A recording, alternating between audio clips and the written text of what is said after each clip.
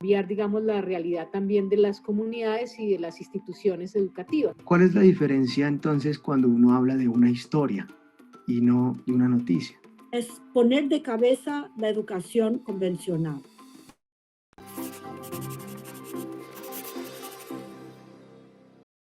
Entonces nos unimos en esa línea para pensar cómo a través de la música se puede construir cultura de paz y se puede cambiar, digamos, la realidad también de las comunidades y de las instituciones educativas. ¿Cuál es la diferencia entonces cuando uno habla de una historia y no de una noticia? Es poner de cabeza la educación convencional y después seguir con una reflexión sobre una actividad y no una respuesta correcta. Para transmitir un sentido, para transmitir unas emociones, para transmitir unos pensamientos, para transmitir unos sentimientos. Vuelven nuestros martes de webinar. No olvides inscribirte para recibir el enlace de acceso. Hola, buenas tardes para todos y todas. ¿Sí están escuchando? Buenas tardes. Sí, señora. Buenas tardes. Buenas tardes. Listo, qué alegría tenerles. Reciban un fraternal saludo de parte del Programa Nacional de Educación para la Paz, para todas las personas que están hoy acá conectadas, docentes, orientadores, directivos y directivas docentes, representantes de la Secretaría de Educación que nos acompañan, padres y madres de familia que hacen parte del Comité de Convivencia, y a nuestros queridos invitados, la doctora Lina Saldarriaga, Milena Montoya y Gabriela Pinzón del equipo Educapaz, y la docente orientadora y representante de la Red Nacional de Docentes Orientadores que acompaña el programa. Decirles también que nuestro magistrado de la Corte Constitucional, pues se le presentó un inconveniente en su salud y por lo tanto no puede acompañarnos hoy, pero les manda un caluroso saludo. Para nosotros es muy valioso de verdad que se encuentren en este espacio, un espacio de cuidado, de apertura, de diálogo, de compartir sentires y aprendizajes, experiencias y herramientas en torno a la urgencia de la educación socioemocional en la pospandemia y esta gran pregunta de cómo cuidarnos entre nosotros. Por favor, pueden ir colocando en el chat su nombre, de qué territorio nos acompañan. Es muy valioso saber de dónde estamos hoy acá, de todas las partes de nuestro país que confluyen en este momento, la institución a la cual pertenecen y si quieren un poquito más, con qué emoción llegan en este momento a este espacio. La dinámica de este espacio va a ser la siguiente. Cada invitado tiene 30 minutos para hacer su presentación en torno pues al tema que nos convoca. Durante la intervención de cada uno, ustedes podrán ir dejando en el chat sus comentarios y preguntas, ya sean si es particular para uno de los invitados o general la pregunta para todos. Nuestra querida Marta, que es coordinadora de Educapaz, territorial de Educapaz, estará recogiendo y agrupando las preguntas para que al final de la intervención de todos los invitados se pueda dar respuesta a eso. También al final ya se abrirá un espacio de conversación donde las personas, donde todos ustedes quienes deseen intervenir podrán levantar su manito, abrir el micrófono para poderles escuchar la pregunta. ¿Cuál es la idea? Que generemos, poder generar aquí un diálogo de la horizontalidad de las relaciones, pasar una tarde de compartir con todos y todas de la manera más amena, de aprendizajes, de herramientas y de experiencias en torno a la importancia de la educación socioemocional como ese factor realmente potenciador de la salud mental. Les voy a presentar quiénes son nuestros invitados. Tenemos a Milena Montoya, del equipo Educapaz, quien es economista y magíster en economía de la Universidad Nacional de Colombia, máster en intervención social en las sociedades de conocimiento de la Universidad Internacional de La Rioja, con una amplia experiencia en gestión de proyectos de desarrollo con énfasis en políticas y estrategias para la educación inclusiva y de calidad en el programa de las Naciones Unidas para el Desarrollo PNUD. Se desempeñó como asesora de monitoreo y evaluación de proyectos objetivos de desarrollo sostenible y coordinadora del proyecto Programa de Aceleración de los Objetivos de Desarrollo Sostenible 4 a Bogotá, Distrito Capital. Alianza interagencial con UNESCO y actualmente a cargo de la coordinación de evaluación e investigación de Educapaz. Bienvenida, Milena. Un saludito aquí para todos, por favor. Gracias, Rita, muchas gracias.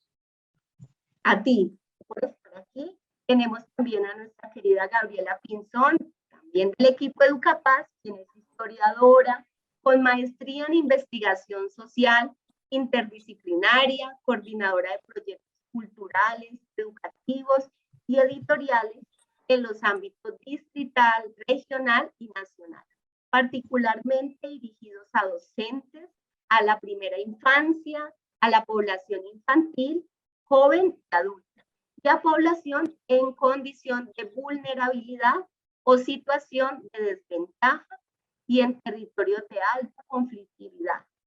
Experta en procesos de formación de lectores y escritores, de investigación, modelos educativos flexibles y en sistematización de experiencias. Bienvenida, Gabriela, a este espacio. Un saludito. Muchas gracias y buenas tardes a todos. Gracias a ti. Tenemos también a Lina Saldarriaga, quien es psicóloga, magíster en psicología de la Universidad de los Andes y PhD en psicología del desarrollo de la Universidad de Concordia, Canadá. Actualmente se desempeña como directora de operaciones del programa Aulas en Paz de la Universidad de los Andes. Ha sido profesora del Departamento de Psicología de la Universidad de los Andes, consultora e investigadora del Ministerio de Educación, del Banco Mundial, del Fondo Mundial para la Erradicación de la Violencia contra los Niños y las Niñas, directora de contenidos e investigación en Red Papás. También ha sido parte del equipo que diseñó las pruebas Saber Competencias Ciudadanas del IFES y miembro del Comité Asesor de Investigaciones de la entidad. Es coautora de varios libros sobre salud mental en la infancia y en la adolescencia y ha publicado múltiples artículos científicos en temas como habilidades socioemocionales, relaciones sociales en la infancia y salud mental en la familia y en la escuela. Ha codirigido diversos proyectos de investigación relacionados con estos temas en Canadá, Estados Unidos y Brasil, de los cuales se han producido un número significativo de publicaciones científicas. Doctora Lina, bienvenida a este espacio. Buenas tardes a todos y todas. Muchísimas gracias por la invitación. Para mí es un honor estar hoy aquí con ustedes. Muchísimas gracias a usted. Esther María Sandoval, y nos acompaña Esther María Sandoval, orientadora escolar de la institución educativa del barrio Simón Bolívar de Barranquilla, es líder de la Red Nacional de Orientadores Escolares que acompaña a Educapaz y pertenece a la Junta Directiva de ADOESCA, Asociación de Docentes Orientadores Escolares del Caribe. Bienvenida, Esther, a este espacio. No sé si está por ahí. Bueno, ya ahorita miramos si nuestra querida Esther está teniendo problemas de ingreso por la conectividad. Muchísimas gracias de verdad por estar aquí y vamos a dar paso a nuestras invitadas de Educapaz, a Milena y a Gabriela. Milena y Gabriela, bienvenidas. Gracias por estar nuevamente compartiendo esas investigaciones y esos resultados, indagaciones con todos nosotros. El espacio de ustedes. Hola, bueno, muchas gracias por la invitación a mis compañeras de Educapaz. Estamos acá con Gabriela Pinzón, consultora de investigación también del programa de Educapaz. Vamos a presentarles un resumen de los hallazgos y aprendizajes de una investigación que estuvimos realizando durante el año pasado en el programa, centrada en los impactos del COVID y también en esos aprendizajes que nos ha dejado la pandemia, principalmente en los territorios de Educapaz. Es una investigación que hace parte del plan de contingencia que realizó Educapaz. Como tantas organizaciones, al llegar la pandemia, Educapaz se planteó dar respuesta de la mejor manera pues, a la pandemia, adaptando su acompañamiento, estando también muy pendiente de las condiciones de las comunidades en los territorios en los que tenemos presencia. Y una de las acciones que se planteó fue realizar esta investigación. Es una investigación que tiene dos metodologías, voy a contarles acá rápidamente. Un análisis cuantitativo, para lo cual hicimos una alianza con el Laboratorio de Economía de la Educación de la Universidad Javeriana. Ellos nos ayudaron a diseñaron y aplicaron una encuesta que está centrada en la transformación educativa en tiempos del COVID y que da cuenta de los cambios, retos y oportunidades de la pandemia en el sector educativo en términos de la enseñanza y el uso de las herramientas pedagógicas. También tuvimos un análisis cualitativo, una serie de espacios de reflexión, 23 grupos focales realizados en los territorios de Educapaz, Chocó, sur del Tolima, Cauca, sur de Córdoba, Ibagué y Cali, con diferentes actores del sector educativo. También para contextualizar y dar mucha más profundidad a la información que ya nos estaba dando el diagnóstico cuantitativo, que hemos estado haciendo seguimiento a otras fuentes de información durante todo el tiempo de la pandemia. Principalmente acá tenemos al Observatorio de Datos del Retorno de la Fundación Empresarios por la Educación, que tiene pues una publicación frecuente, digamos, de cómo va el retorno en el país y cómo ha ido las diferentes sedes educativas entrando en la alternancia. Y también hicimos un acompañamiento desde las sedes Educapaz y una caracterización de las sedes Educapaz para saber un poco más cómo estaban ya las comunidades educativas con las que directamente trabajamos. Vamos a centrarnos en las áreas de análisis del estudio, que son estas que ustedes ven acá. El acceso y la permanencia fue la primera área en la que trabajamos. Principalmente nos interesaba conocer bastante sobre si la continuación de la educación se estaba dando. Entonces nos podemos ubicar allá en marzo de 2020, el primer semestre, donde pues empezaron a retomar, digamos, las actividades educativas de alguna manera, pero había mucha falta de información sobre qué estaba pasando en las comunidades, si realmente los niños estaban teniendo alguna interacción con los docentes. Entonces esta área da cuenta de esos aspectos. También la enseñanza y aprendizaje es una segunda área en la que buscamos conocer un poco más del proceso y de las condiciones de aprendizaje de los estudiantes en sus hogares y cómo se modificaron y adaptaron esas prácticas de enseñanza para lograrlo. Analizamos también el desempeño académico y la evaluación, si esto está afectando el desempeño académico y de qué forma se estaban dando transformaciones en la evaluación, la salud física y emocional de los docentes, que es el área pues, en la que vamos a profundizar hoy en este webinar, y buscamos cuáles son los efectos percibidos en esa salud física de los docentes, de los estudiantes, de sus familias, también mucho en su salud emocional y qué estrategias se estaban implementando para abordar este componente socioemocional durante la emergencia sanitaria. El acompañamiento del MEN y las secretarías, las percepciones sobre ese acompañamiento y qué tanto se pudo dar respuesta a las necesidades de las comunidades educativas, y finalmente el retorno a la presencialidad. Como este estudio se hizo en el primer semestre del 2021 y buscamos complementar durante el segundo semestre con otra serie de fuentes secundarias, entonces nos interesaba mucho saber cómo se estaba dando ese retorno, cómo planteaban el retorno las diferentes sedes educativas, qué miedos tenían los docentes, qué opiniones tenían, por qué querían volver, por qué no. Esa fue como las principales interrogantes que nos llegaron a tener esta área, y en general pues estas son las principales categorías de análisis que tuvimos. Para cada una de estas vamos a hacer un resumen. Esto es pues muy breve teniendo en cuenta el tiempo que tenemos, pero después les invitamos a que conozcan la investigación que vamos a tener publicada el próximo mes para que la vean más en detalle. En este resumen nosotros tenemos cada una de esas áreas que revisamos, los hallazgos y los aprendizajes de cada una de estas áreas. Entonces, en la primera área que se trata de la continuidad de la educación, el acceso y la permanencia, ¿qué encontramos? Encontramos por un lado que la mayoría de los docentes continuaron sus clases. A 2 semanas de la pandemia, ponemos clases entre comillas, los docentes manifiestan haber continuado la interacción educativa con sus estudiantes. En la encuesta del laboratorio, ay, no me sirven acá los links, perdón. Voy a tratar de ponerla acá, a ver. En la encuesta del laboratorio ustedes pueden ver que la mayoría de municipios, el porcentaje azules sí continuaron, los porcentajes están, la gran mayoría por encima del 75%. Entonces, la gran mayoría de los docentes nos manifestaron que habían continuado estas clases, que la asistencia y el contacto e interacción fue muy variado. De acuerdo con la encuesta que realizamos, la asistencia de los estudiantes, el contacto, el poder tener interacción con sus estudiantes fue del 51%.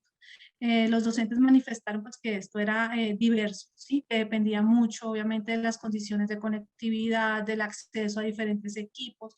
Acá ustedes pueden ver el color más claro, pues es un mayor porcentaje de asistencia, ¿no? Y hay territorios en donde prima lo más oscuro, que son también los territorios con menor conectividad o territorios más rurales y con menores condiciones de acceso a equipos y demás. También encontramos que la asistencia estuvo determinada por el uso de guías y de mensajería instantánea. Es decir, todo lo que fue material impreso, que por ejemplo en las áreas rurales se hacía llegar a las familias de alguna manera, se enviaba, o también en las áreas urbanas donde había algo de conectividad o de datos, se envía por mensajería instantánea, por WhatsApp. Ese fue el método más utilizado. Otro hallazgo importante fue tener en cuenta todos los datos que sacó el DANE sobre la inasistencia educativa. Ahora para el índice de pobreza multidimensional el año pasado, tuvimos que la inasistencia educativa pasó de 2.7 en el 2019 a un 16.4% en 2020. Esta es una medición triangulada de varios aspectos que tienen en cuenta también la interacción que tuvieron los docentes con los estudiantes y hubo un aumento muy significativo. En las áreas rurales, este porcentaje ascendió a un 28%. Y hay territorios como en el Chocó, donde llegó a un 38% de hogares con inasistencia educativa. ¿Qué favoreció la continuidad de las clases? El compromiso de las instituciones educativas, los docentes y de las familias. ¿Y qué afectó ese acceso y permanencia? La falta de un apoyo estructurado del Ministerio de Educación y de las secretarías, las dificultades para la entrega del material, la falta de conectividad, eso es pues clarísimo, ¿verdad? Es la principal causa que manifiestan los docentes, falta de dispositivos, la segunda, mala conexión a internet, falta de apoyo de la familia. Y también la dificultad del acompañamiento docente y de la familia. Todos estos hallazgos nos llevaron a plantearnos 3 aprendizajes, que son los que nosotros estamos trabajando en este momento también para dar respuesta desde Educapaz. El primero es la necesidad de un fortalecimiento de la educación en los territorios rurales, que requiere mucha más y mejor información. Supimos muy poco, o sabemos todavía muy poco de lo sucedido en materia de educación rural. El seguimiento oficial, por ejemplo, de los datos del retorno que se muestran en la mayoría pues, de sitios oficiales no diferencia lo rural y lo urbano. O sea, no hay registros detallados sobre la asistencia y hay muy poca confiabilidad en los sistemas oficiales. En conclusión, nosotros no conocemos la magnitud del impacto del COVID-19, principalmente en las zonas rurales. O sea, la información es muy poca, muy deficiente y aún no sabemos con certeza qué sucedió y cómo están los niños de estas zonas rurales. La educación rural necesita soluciones inclusivas estructuradas con diversidad y medios y herramientas. Ese fue otro de los aprendizajes que tenemos. No solamente la educación en línea fue inviable en las zonas rurales, sino que también hubo una carencia de programas estructurales de educación, por ejemplo, programas que pudieran darse por radio y TV, pero no programas sueltos, sino que fuera un programa estructurado que realmente tuviera detrás, digamos, toda una estrategia para poder llegar a los niños de forma efectiva. Y el reconocimiento social de la importancia de la educación y con ello la integración de la familia son determinantes para garantizar el acceso y la permanencia. En los casos en los que se identifican como positivos y las experiencias significativas, el rol de la familia y de los docentes es muy importante. Fue muy diverso el compromiso de los docentes y de las familias y existen centenares de experiencias destacadas para hacer frente a la pandemia, pero esas experiencias no son suficientes para lograr que todos los niños y niñas continuaran educándose.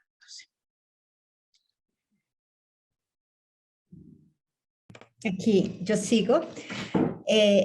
Entonces, en el área de enseñanza y aprendizaje, los hallazgos que encontramos fue que la guía fue la metodología más usada en la mayoría de instituciones educativas. Así hubiera incluso acceso a la virtualidad, era una herramienta que fue utilizada en todos los aspectos, en todas las instituciones educativas, en casi todas las instituciones educativas, y sobre todo en los espacios donde no había acceso a la virtualidad fue, digamos, casi que la única herramienta.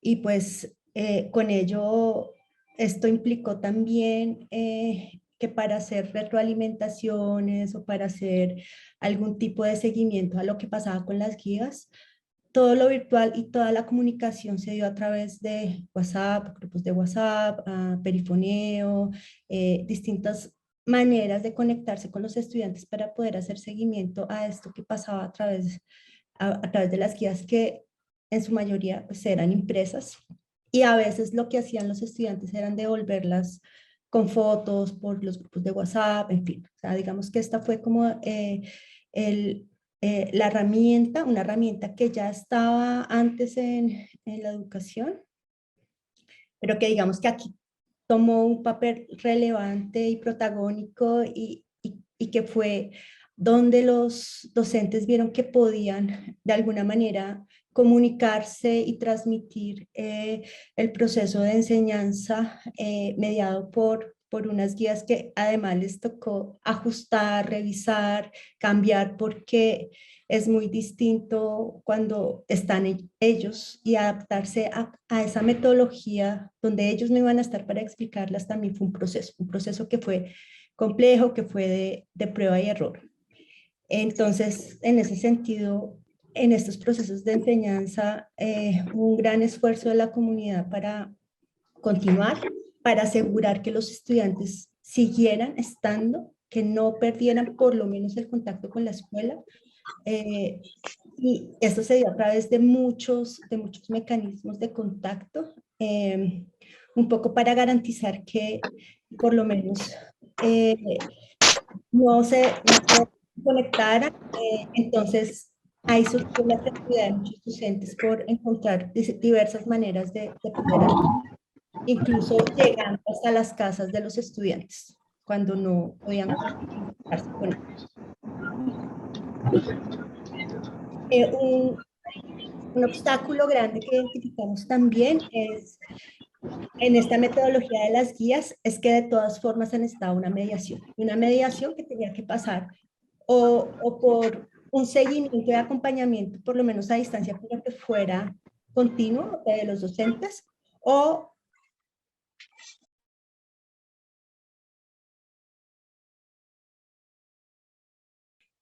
estaba silenciada, no sé quién me silenció, pero bueno, no sé hasta dónde escucharon, Milena. No, sí estamos escuchando, estabas hablando de los obstáculos que se encontraron.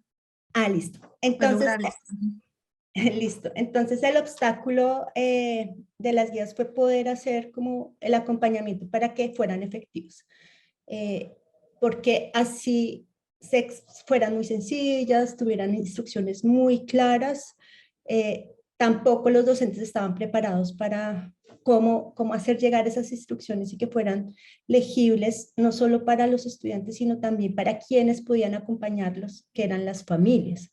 Entonces, esa mediación igual resultaba importante, así fuera a distancia, así fuera por los docentes, pero esas estrategias, si no había manera de contactarse, era muy difícil, y también por familias pues que estaban también abocadas a buscar el sustento, al trabajo, a no poder acompañar o no tener tampoco los conocimientos ellos mismos para poder ser mediadores. Que eso pasaba en muchas familias rurales también, de población incluso analfabeta que no puede acompañar a sus hijos, que no tuvieron procesos educativos más allá de la primaria tal vez. Entonces, eso fue como un obstáculo también para ese uso efectivo. Otra cosa que pasó sobre todo al principio y que obligó, que es como un pro y un contra a la vez, Esto nos cogió de sorpresa a todos, en todos los ámbitos, y en la educación es la capacidad de flexibilizar las prácticas. Los docentes no estaban preparados, les tocó asumir esta preparación de un momento a otro y finalmente por las mismas exigencias de no tener ese contacto y esa conexión con los estudiantes, empezaron a hacer muchos intentos de cómo flexibilizar sus metodologías, de cómo plantear diversas estrategias que pudieran incluir a distintos estudiantes, a estudiantes que estaban en distintos lugares y que tenían acceso a distintas herramientas de aprendizaje. De todas formas, esto, y yo creo que es algo que dijeron todos los docentes, todas las personas con las que conversamos, todos dicen estos 2 años, este año, pues porque este estudio se hizo sobre todo el año pasado, pero en el 2021, en el 2020, la conclusión de la mayoría es que no hubo aprendizajes, no hubo los aprendizajes que se esperan de los niños y niñas y jóvenes en los grados. Y son 2 años de retraso, son 2 años de muchos vacíos, de aprendizajes que no lograron los estudiantes y pues la necesidad de recuperar eso que no se pudo aprender, que los docentes así hubieran hecho mucho esfuerzo, no lograron desarrollar por todas las condiciones que hemos ya hablado de los contextos de los estudiantes y también del contexto de los docentes. Entonces acá ahí tenemos el dato del Banco Mundial de la pobreza de aprendizaje. Puede haber ascendido a 77% en el mundo. Ese es un link, Milena, para activarlo y mostrar qué tenemos ahí.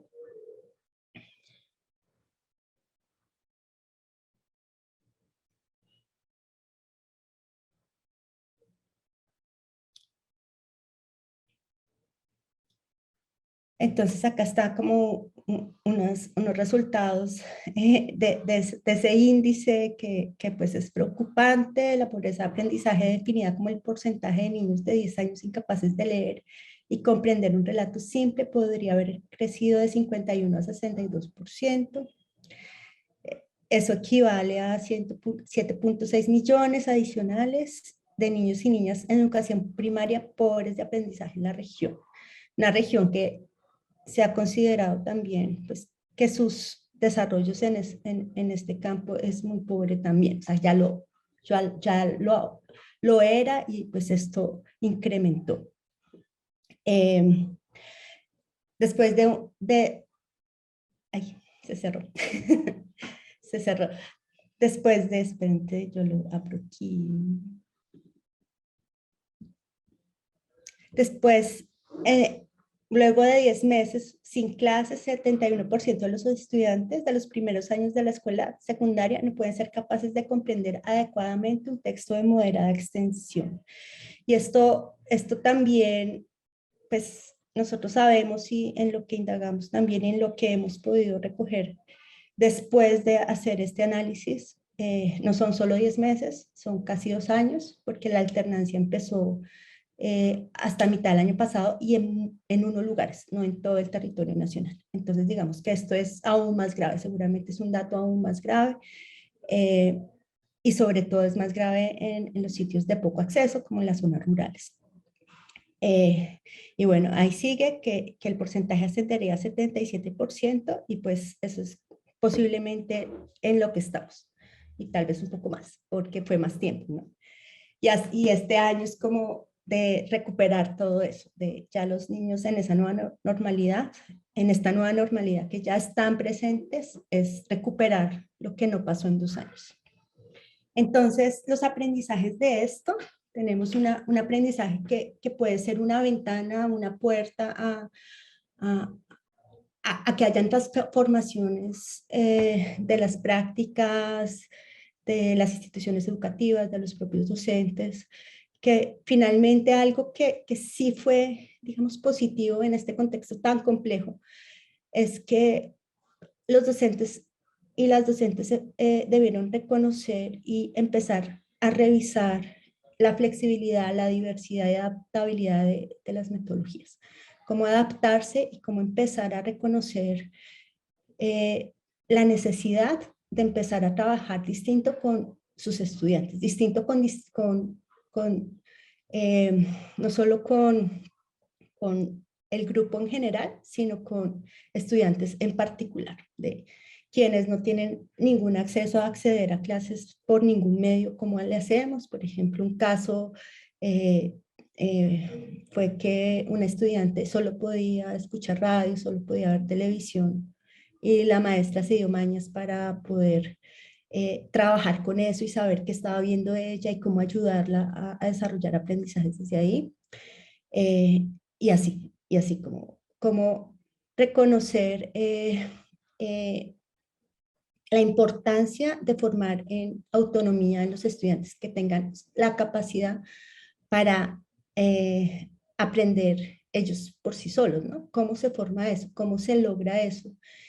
Y cómo se desarrolla eso para que los estudiantes no estén solos en su aprendizaje, puedan estar solos en su aprendizaje, ser conscientes de su aprendizaje y poder asumir retos de aprendizaje por ellos mismos, que es un proceso complejo que tal vez no se hacía tanto y ahora esto hizo que darle mucha importancia a que esto es necesario, esto es importante y esto finalmente es un propósito de la enseñanza, ¿no? Lograr que los estudiantes sean autónomos para poder moverse en el mundo, para poder desarrollar sus propios conocimientos también. Otra cosa que se encontró en estos hallazgos más positivos es como la posibilidad del trabajo colectivo, de reconocer la presencia de las familias en el aprendizaje y cómo esto puede ser una manera también de apreciar los aprendizajes, que no es solamente los niños, niñas y jóvenes mostrando lo que hacen, sino que hay toda una comunidad que lo puede rodear y que puede aportar en ese conocimiento. Otra cosa que también pasó y que fue importante y que también se podría pensar como algo fundamental para como un aprendizaje importante es flexibilizar los tiempos, los momentos de aprendizaje. Y pues en términos de lo negativo,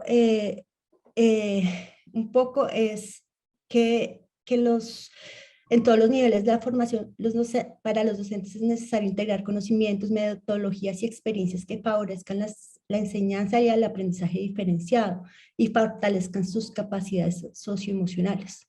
Entonces, también que reconozcan esas otras dimensiones del aprendizaje, que no son solamente las disciplinas académicas, sino también es todas las dimensiones del ser humano, que es importante que haya formación en eso.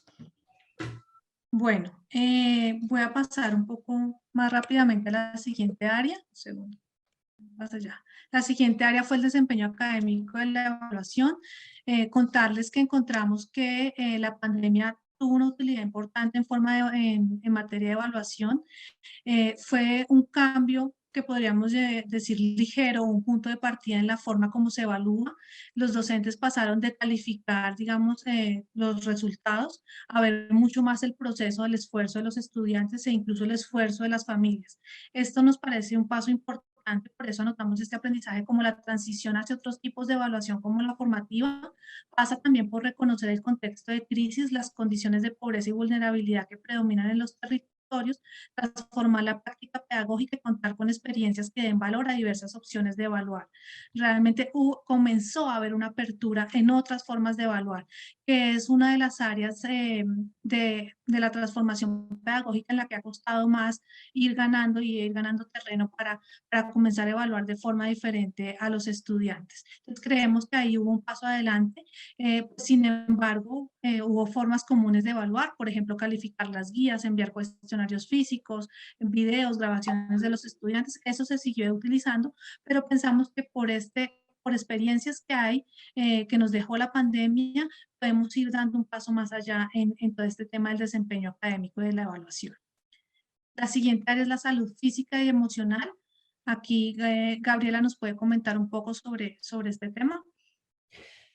Algo que pasó con esto fue como rescatar sobre todo el rol protector de las instituciones educativas, de cómo se pudo afianzar ese acompañamiento de muchas instituciones que ya venían haciendo y que reconocieron la necesidad de las comunidades para acompañar este proceso.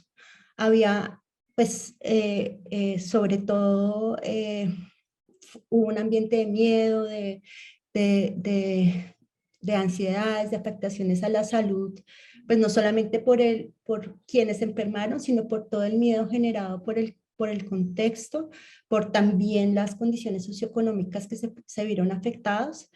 Entonces, todo esto también puso de relevancia cómo es importante que la salud física y emocional sea atendida, esté en la agenda educativa, esté presente en las instituciones educativas, que sea un aspecto fundamental para atender.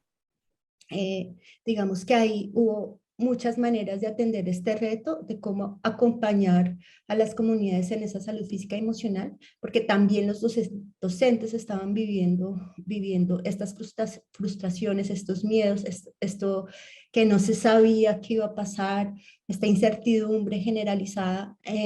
Entonces todo eso atravesó este proceso, además de toda la presión y el estrés por todos los cambios que supuso para sus prácticas educativas, para los docentes, también para los estudiantes y sus familias. Entonces, digamos que en los territorios Educapaz, con las instituciones, con las personas que conversamos, salió por un lado estos miedos, estas dificultades, pero también cómo muchas comunidades educativas respondieron acompañando, apoyando, tratando de acompañarse como redes comunitarias que se apoyaron unos a otros, que buscaron mecanismos para gestionar estas afectaciones emocionales, que sobre todo las que ya venían trabajando en estos temas de educación socioemocional pudieron atenderlos mejor, pero otras comunidades que les tocó también buscar apoyos, buscar soporte con aliados, con las secretarías de educación, con el mismo ministerio, pero fue algo que creo que en la mayoría de las comunidades educativas vieron como relevante y como importante atender, porque eso estaba afectando. Era una afectación importante y finalmente es un reconocimiento que no tendría que quedarse ahí en lo que pasó durante la pandemia, sino es algo que hay que seguir abordando y llevarlo más allá. Así es, y por esto entonces nosotros concretamos en este aprendizaje que es como la salud física y emocional debe estar en el primer lugar de las agendas de la política pública educativa, y esto supone mejorar la gestión educativa en términos de los derechos asociados al bienestar del estudiante. Es decir, todo lo que tiene que ver con la alimentación, lo que tiene que ver con que el estudiante tenga, digamos, las condiciones para llegar también a la escuela de una buena manera. Bueno, todos estos otros aspectos que configuran el bienestar del estudiante y que afectan de forma determinante su salud física y también su salud emocional. Finalmente, la última área que trabajamos es el acompañamiento del MEN y de las secretarías. Aquí encontramos que hay un reconocimiento a las labores de acompañamiento del MEN y de las secretarías en algunos casos. Sin embargo, estas acciones no se dieron en todos los territorios y muchas veces no reconocieron las particularidades de los territorios. Es decir, fue un acompañamiento que se pensó más de forma generalizada, estrategias generales que llegaban, pero no hubo estrategias diferenciadas dependiendo del contexto de los territorios y de las condiciones de cada territorio. El acompañamiento brindado por el MEN y las secretarías se destacan esfuerzos por mejorar la conectividad en algunos casos, el acceso a recursos para la comunicación, espacios de formación para el diseño de estrategias para la virtualidad y la asesoría para el trabajo con guías. También en algunos casos se resaltó las demandas de información del MEN y las secretarías generaron demasiada presión adicional a la que ya tenían las instituciones educativas. También algo que resaltar que estaba en los hallazgos anteriores es que muchos docentes nos mencionaron que el trabajo en la pandemia pues ocasionó que tuvieran que tener mucha más dedicación laboral de la que normalmente tenían, ¿sí? Y esto unido a todos los problemas que vivíamos en las familias normales de estar ocupándonos de los niños y demás, esto también afectó su salud emocional y su disposición también para acompañar a los estudiantes. Es decir, hubo una demanda muy fuerte y hubo sí mucha necesidad de hacer muchas cosas de forma acelerada. Y eso de todas formas configura una situación de estrés que se nota muy altamente y una falta también de contención emocional pues en los docentes y en las comunidades y en todos los que afrontamos la pandemia. El aprendizaje que tenemos acá es que es necesario reconocer el contexto de crisis de muchos de los territorios del país. La pandemia, si algo nos dejó la pandemia es que se reconoce como una crisis y como una crisis muy fuerte y de las más profundas que ha tenido el mundo, ¿verdad?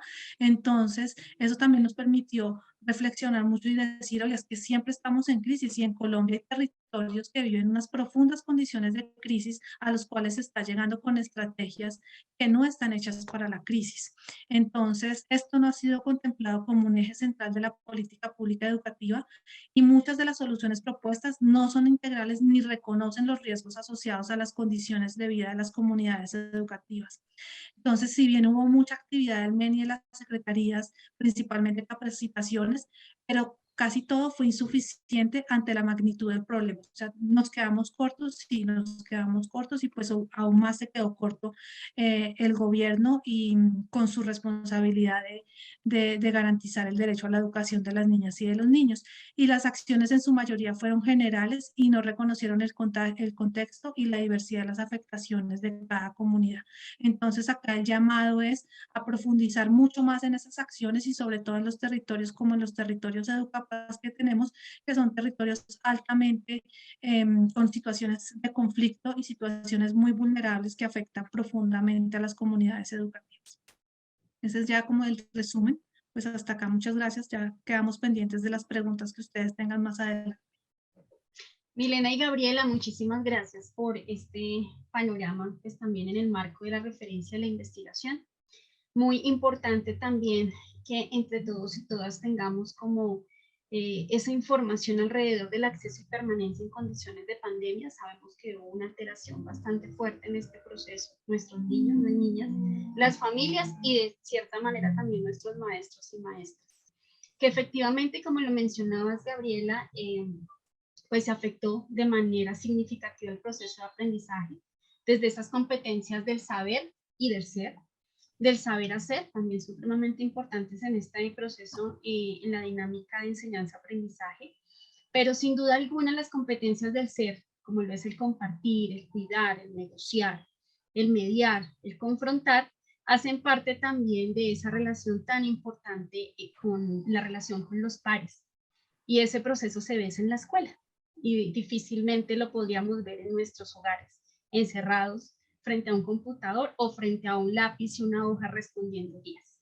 Entonces creo que es muy diciente este ejercicio de investigación que se está realizando y que sin duda alguna pues la parte rural tenemos una deuda enorme dentro de esos procesos también de acompañar y de conocer también de más cercanía estos procesos de investigación. Y bueno, sin duda alguna, dentro de este contexto que tanto Gabriela como tú, Milena, nos compartes, pues hay una persona que es voz de también conocer esas dimensiones, esa afectación, no solo en los estudiantes, sino en todos los integrantes de la comunidad educativa. Me refiero a la voz de Esther Sandoval, siendo ella orientadora escolar, que conoce las dinámicas, conoce los procesos escolares y pues ella ha enfrentado, ha abierto las puertas a los niños, niñas, familias y maestros a la presencialidad, como lo han hecho muchos orientadores en este país. Entonces, Esthercita, gracias por compartir y poner en esta conversación nutrida también ese cómo vamos en retornando a la escuela en este tiempo de posconfinamiento. Bienvenida. Muy buenas tardes a todos y a todos los asistentes a este espacio. Como decía Magda, mi nombre es Esther María Sandoval, soy trabajadora social sexóloga, nacida en la bella ciudad de Barranquilla, en el departamento del Atlántico. En la actualidad soy orientadora escolar del IED del barrio Simón Bolívar líder de la Red Nacional de Orientadores de Educapaz, que apoya Educapaz, miembro activo de la Asociación de Docentes Orientadores del Caribe, ADOESCA.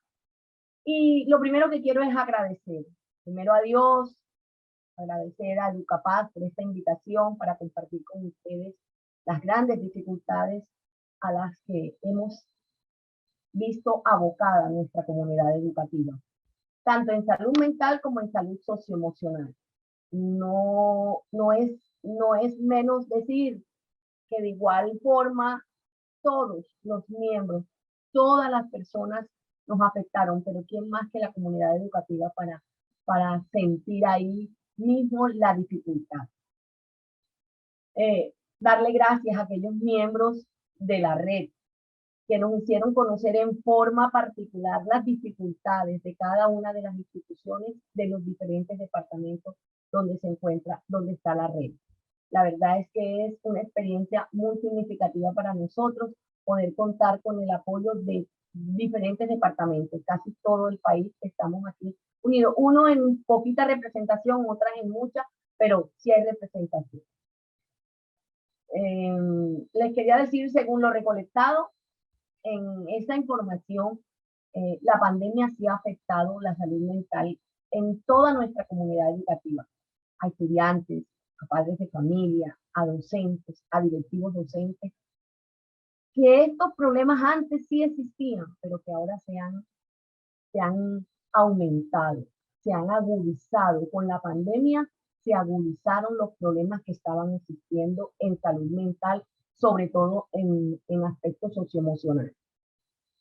¿Qué llegamos y encontramos? Estudiantes con depresión, estudiantes con ansiedad, estudiantes violentados en sus derechos, maltrato entre pares, hasta llegar al suicidio, temor a la presencialidad, apatía, bajo rendimiento académico, pérdida de seres queridos, estudiantes que se les murió el papá o la mamá o la abuela o el cuidador, y eso ha sido muy doloroso en este momento para ellos. Embarazos a temprana edad de adolescentes en la pandemia, abuso sexual, acoso sexual, carencia de alimentos en el hogar, porque la escuela no podemos negar que era una fuente de alimentación también para los niños con el programa de alimentación PAE. Entonces ayudaba a mitigar un poco esa necesidad que tenía el estudiante y el padre de familia en la alimentación en casa, y allí con la escuela se mitigaba esa parte. Hubo un año que exactamente no les dieron a los niños meriendas, que fue el primer año, ya el segundo año comenzaron a dar unas meriendas reforzadas, pero el primer año fue muy duro para los padres de familia. Encontramos familias desintegradas, con violencia, con maltratos en las parejas, pérdidas de parejas, pérdida laboral. Muchos padres se quedaron sin trabajo, muchas madres, aislamiento, desmotivación de las familias hacia la escuela, no que lo sacamos y que el otro año entre, y este año el poco acompañamiento que vemos por desconocer la virtualidad y no tener conectividad. Los padres no querían. Encontramos niños con problemas de aprendizaje, como lo explicó la antecesora mía, que decía que los niños llegaron con un bajo rendimiento académico y es bastante notable. Encontramos padres de familia con poca credibilidad en la escuela. Eso hemos analizado, hay poca credibilidad. Como escuela, así como antes, el padre de familia está muy desconfiado, cansados, desorientados en el apoyo y acompañamiento de sus hijos. Ya no quieren hacer ese acompañamiento que venían en una rutina, que venían en una adaptación. Hoy están un poco más, tengo que trabajar, señor, no me queda tiempo. O sea, el padre de familia está como cansado, desmotivado, podríamos decir que es la palabra. Los docentes, ¿qué encontramos en los docentes? Encontramos docentes depresivos, con ansiedad, poco participativos, desvinculación antes de la edad de término de servicio. Es decir, ya yo no quiero seguir, ya me cansé, yo me voy, ya no quiero, y se han ido 3 y 4 docentes. porque dicen que no aguantan el retorno de los niños con tantas dificultades. Los docentes con poco manejo de la tecnología, poco empáticos en este nuevo reencuentro, no toleran mucho a los niños, están un poco desadaptados también.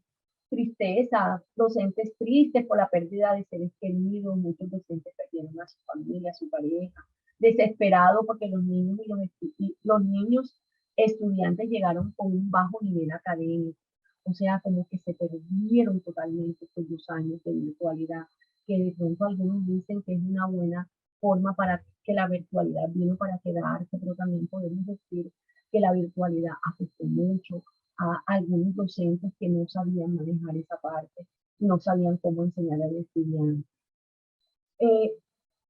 Todo esto podemos decir que fue lo que encontramos después de llegar del retorno de la pandemia, del reencuentro. Pero nosotros como docentes orientadores implementamos estrategias porque no nos podíamos quedar de bracitos cruzados y decir, bueno, ya llegaron así, ¿no?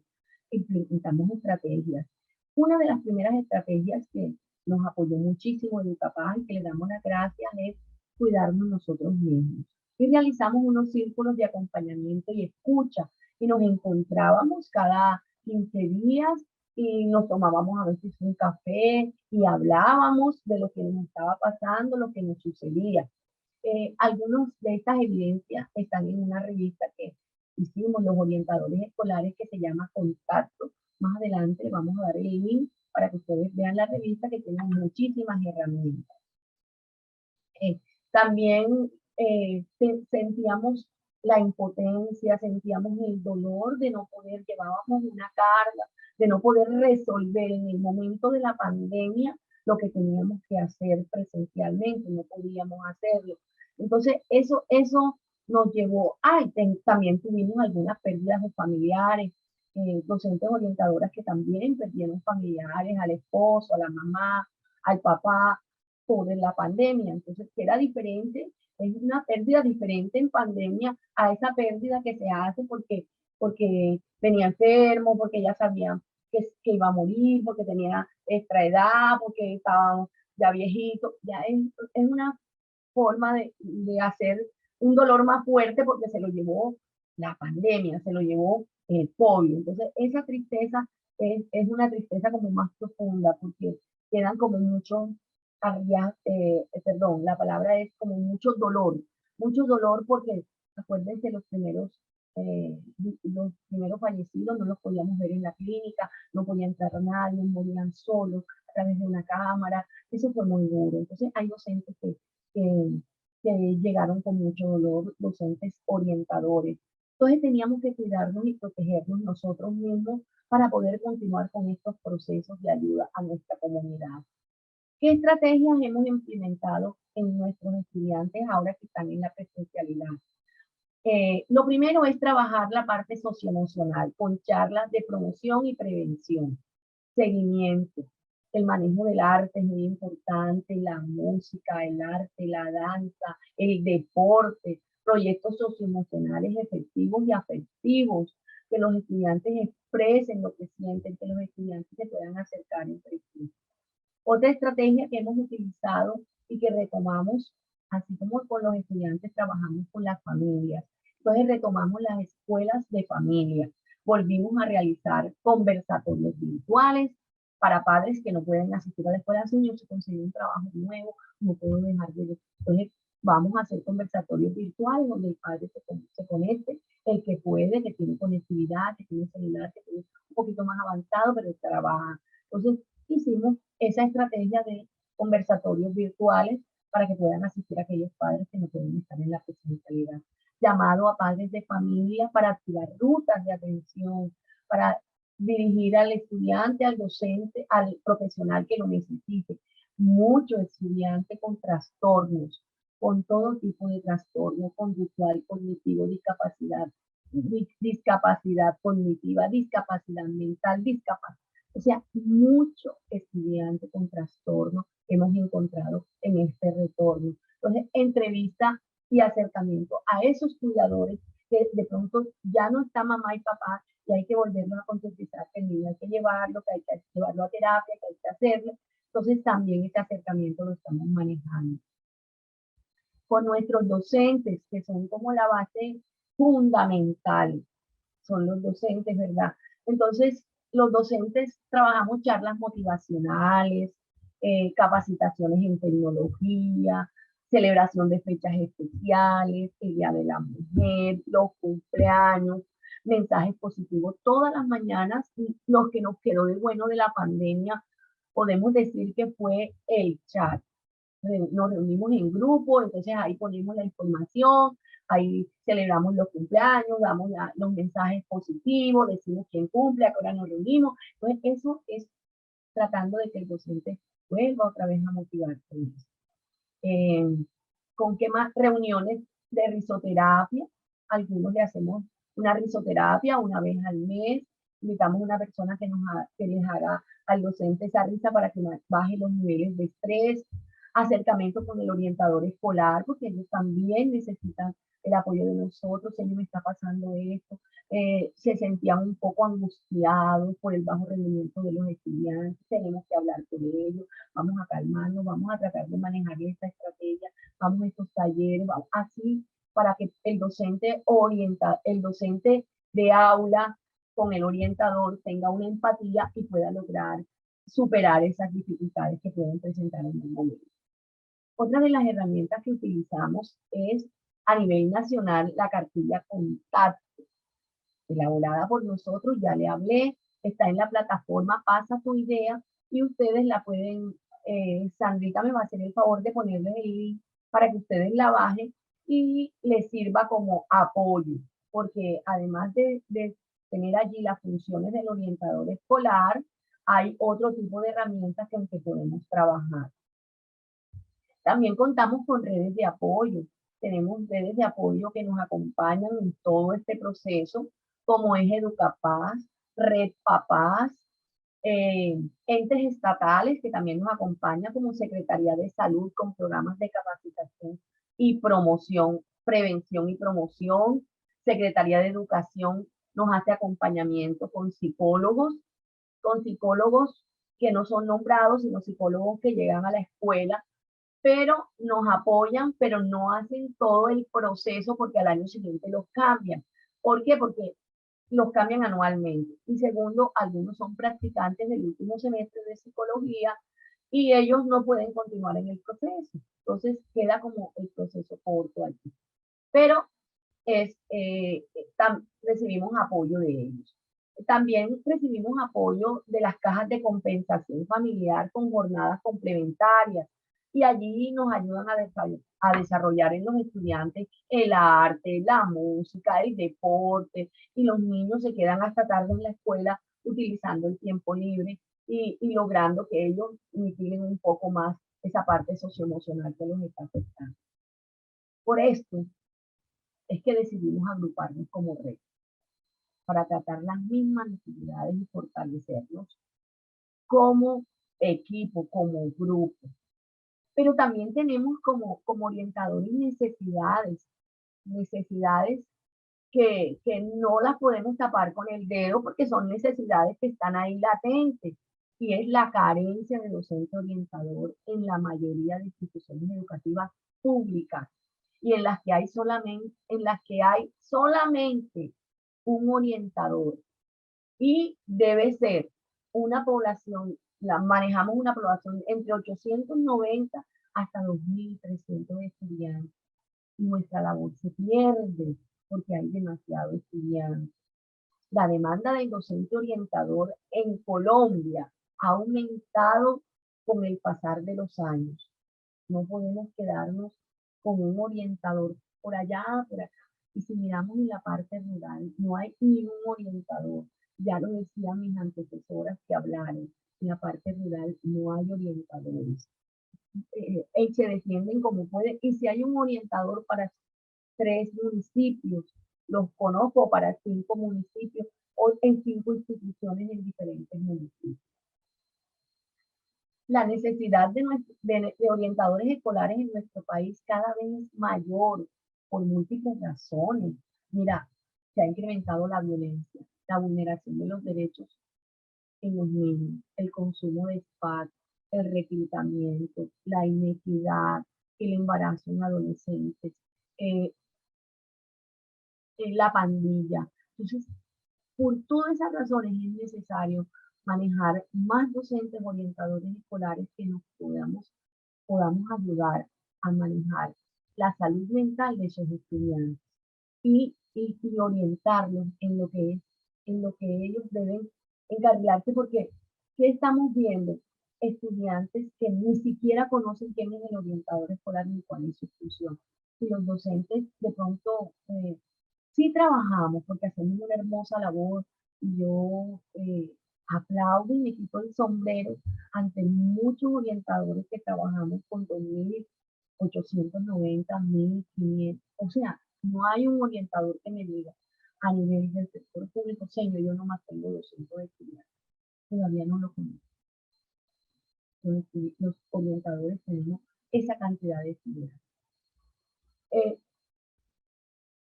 Es indispensable revisar el parámetro de estudiantes por orientador escolar. Recordar lo planteado en la resolución 2340, que son 290 estudiantes por docente orientador. Sería bueno revisar esa parte. ¿Qué más necesidad tenemos? El poco reconocimiento e importancia de nuestra labor. Solamente hasta hace 3 años, y puedo decir la fecha, el 8 de marzo del 2018 sacaron el decreto que nos reconoce el Día del Docente Orientador el 26 de febrero, hace 3 años, porque antes celebrábamos era el Día del Psicopedagogo, el Día del Psicólogo, el Día del Trabajador Social, pero no del orientador escolar, cuando el orientador escolar es multidisciplinario, hay trabajadores sociales, hay psicólogos, hay psicopedagogos, hay consejeros, y no se celebraba, pero ya hace 3 años por lo menos nos hicieron ese reconocimiento que el 26 de febrero era el Día del Orientador Escolar. En los años 70, en la década de los 70, exactamente en el año 1974, un 26 de febrero se firmó la resolución 1084, por medio de la cual se creó el Servicio de Orientación y Asesoría Escolar en Colombia. El 26 de febrero de 1974, en la década de los 70. Entonces, con el decreto 1084.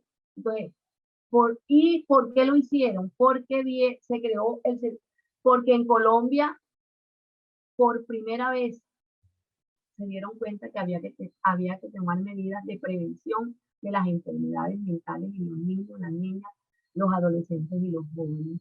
Entonces, compañeras, nosotros, si bien es cierto que estamos desde el 74, pero apenas nos están reconociendo nuestro trabajo. Yo les puedo decir que la cartilla, les voy a hablar de la cartilla. La cartilla es un documento de carácter informativo que nos sirve a nosotros los orientadores. Informativo y expositivo, que busca aportar elementos básicos, conceptos, prácticas y herramientas, sobre todo herramientas que fortalecen el quehacer diario de nosotras las orientadoras y los orientadores. En este sentido, podemos decir que es un texto inspirador que ofrece nuevas perspectivas para tomar en consideración al orientador escolar. Yo les recomiendo leer la revista, mirarla, manosearla y saber que de ahí podemos utilizar herramientas que nos sirvan a nosotros los orientadores que de pronto se encuentran solos, que de pronto dicen, no, yo no estoy estoy aquí sola y no sé para dónde voy. Orientadores nuevos que de pronto están recién nombrados, con la revista se pueden apoyar. Por esta razón nos hemos unido como red para ayudarnos mutuamente, para construir alternativas conjuntas que mitiguen las problemáticas comunes que tenemos. Aprender y compartir las experiencias y trabajar en grupo y en equipo y en red. Es más fácil. Créanme que he aprendido muchísimo muchísimo de la red. Para mí ha sido, a pesar de mi experiencia de 28 años de orientador escolar, he aprendido muchísimo. Por eso los estamos invitando a todos y a todas las orientadoras escolares que quieran ser miembros activos y unirse a la Red Nacional de Docentes Orientadores por la Paz, para que juntos sigamos fortaleciendo y cuidándonos. Muchas gracias por escucharnos. Esthercita, muchas gracias a ti por ponernos también en contexto y en vida lo que hace un momento Milena y Gabriela también quisieron compartirnos a través de la investigación. Entonces, eres como esa voz transmisora de justamente la realidad de lo que estamos viviendo y con lo que ustedes, como orientadores escolares, encontraron en las instituciones educativas. Aquí parafraseando rápidamente, entonces, la afectación socioemocional de familias, estudiantes y sin duda alguna de nuestros maestros que también tienen sus familias y de manera alterna estuvieron trabajando y atendiendo sus familias. Nos encontramos con estudiantes con aumento en el embarazo adolescente, el acoso sexual, el abuso, la violencia intrafamiliar, el aislamiento, la desmotivación, la poca credibilidad que justamente los padres de familia pues, tienen sobre la educación y sobre la labor de los docentes, y más en las zonas rurales, porque ya nuestros hijos se convertían en aportantes económicos para sostener la familia. Nos encontramos con docentes apáticos y pocos empáticos a la realidad que estábamos y que estamos viviendo en este momento. Y pues bueno, sin duda alguna dentro de ese rol de orientación escolar y de muchos maestros que sin ser orientadores escolares asumen y acogen este papel de acompañar la vida de las familias y de sus estudiantes a través del cuidado, desde esa acogida y contención, donde es clave la escucha y la empatía para poderme conectar con la realidad que estamos viviendo, no solo unos, todos, de maneras diferentes, pero todos estamos inmersos en esta realidad. Y pues sin duda alguna, a través del arte, siendo este el escenario de mayor atracción por parte de los jóvenes para trabajar la promoción y la prevención. Y bueno, sin duda alguna las familias, que más que formar familias es acunar familias, poderles acompañar desde allí. Bueno, Esthercita, muchas gracias. Oscar nos está aquí levantando la mano, nos acompaña Oscar Sánchez, integrante de la Coordinación Nacional de Educapaz. Oscar, bienvenido, el micrófono es tuyo. Hola, ¿sí se escucha?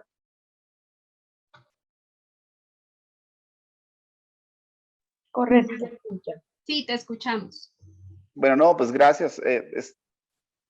Pues digamos muy importante la intervención que escuchamos tanto de Milena y de Gabriela como de Esther, porque realmente no hay colegio donde no estemos escuchando que los chicos y también la comunidad en general, docentes y familias, pero particularmente nuestros estudiantes han llegado con afectaciones muy serias. Y pues esto, claro, es un fenómeno mundial, pero nosotros lo estamos observando con mucha preocupación en Colombia. Hay casos pues tan dramáticos como las zonas afectadas por el conflicto armado, donde sabemos que el recrudecimiento de la guerra con la pandemia se ha sumado de manera pues muy crítica.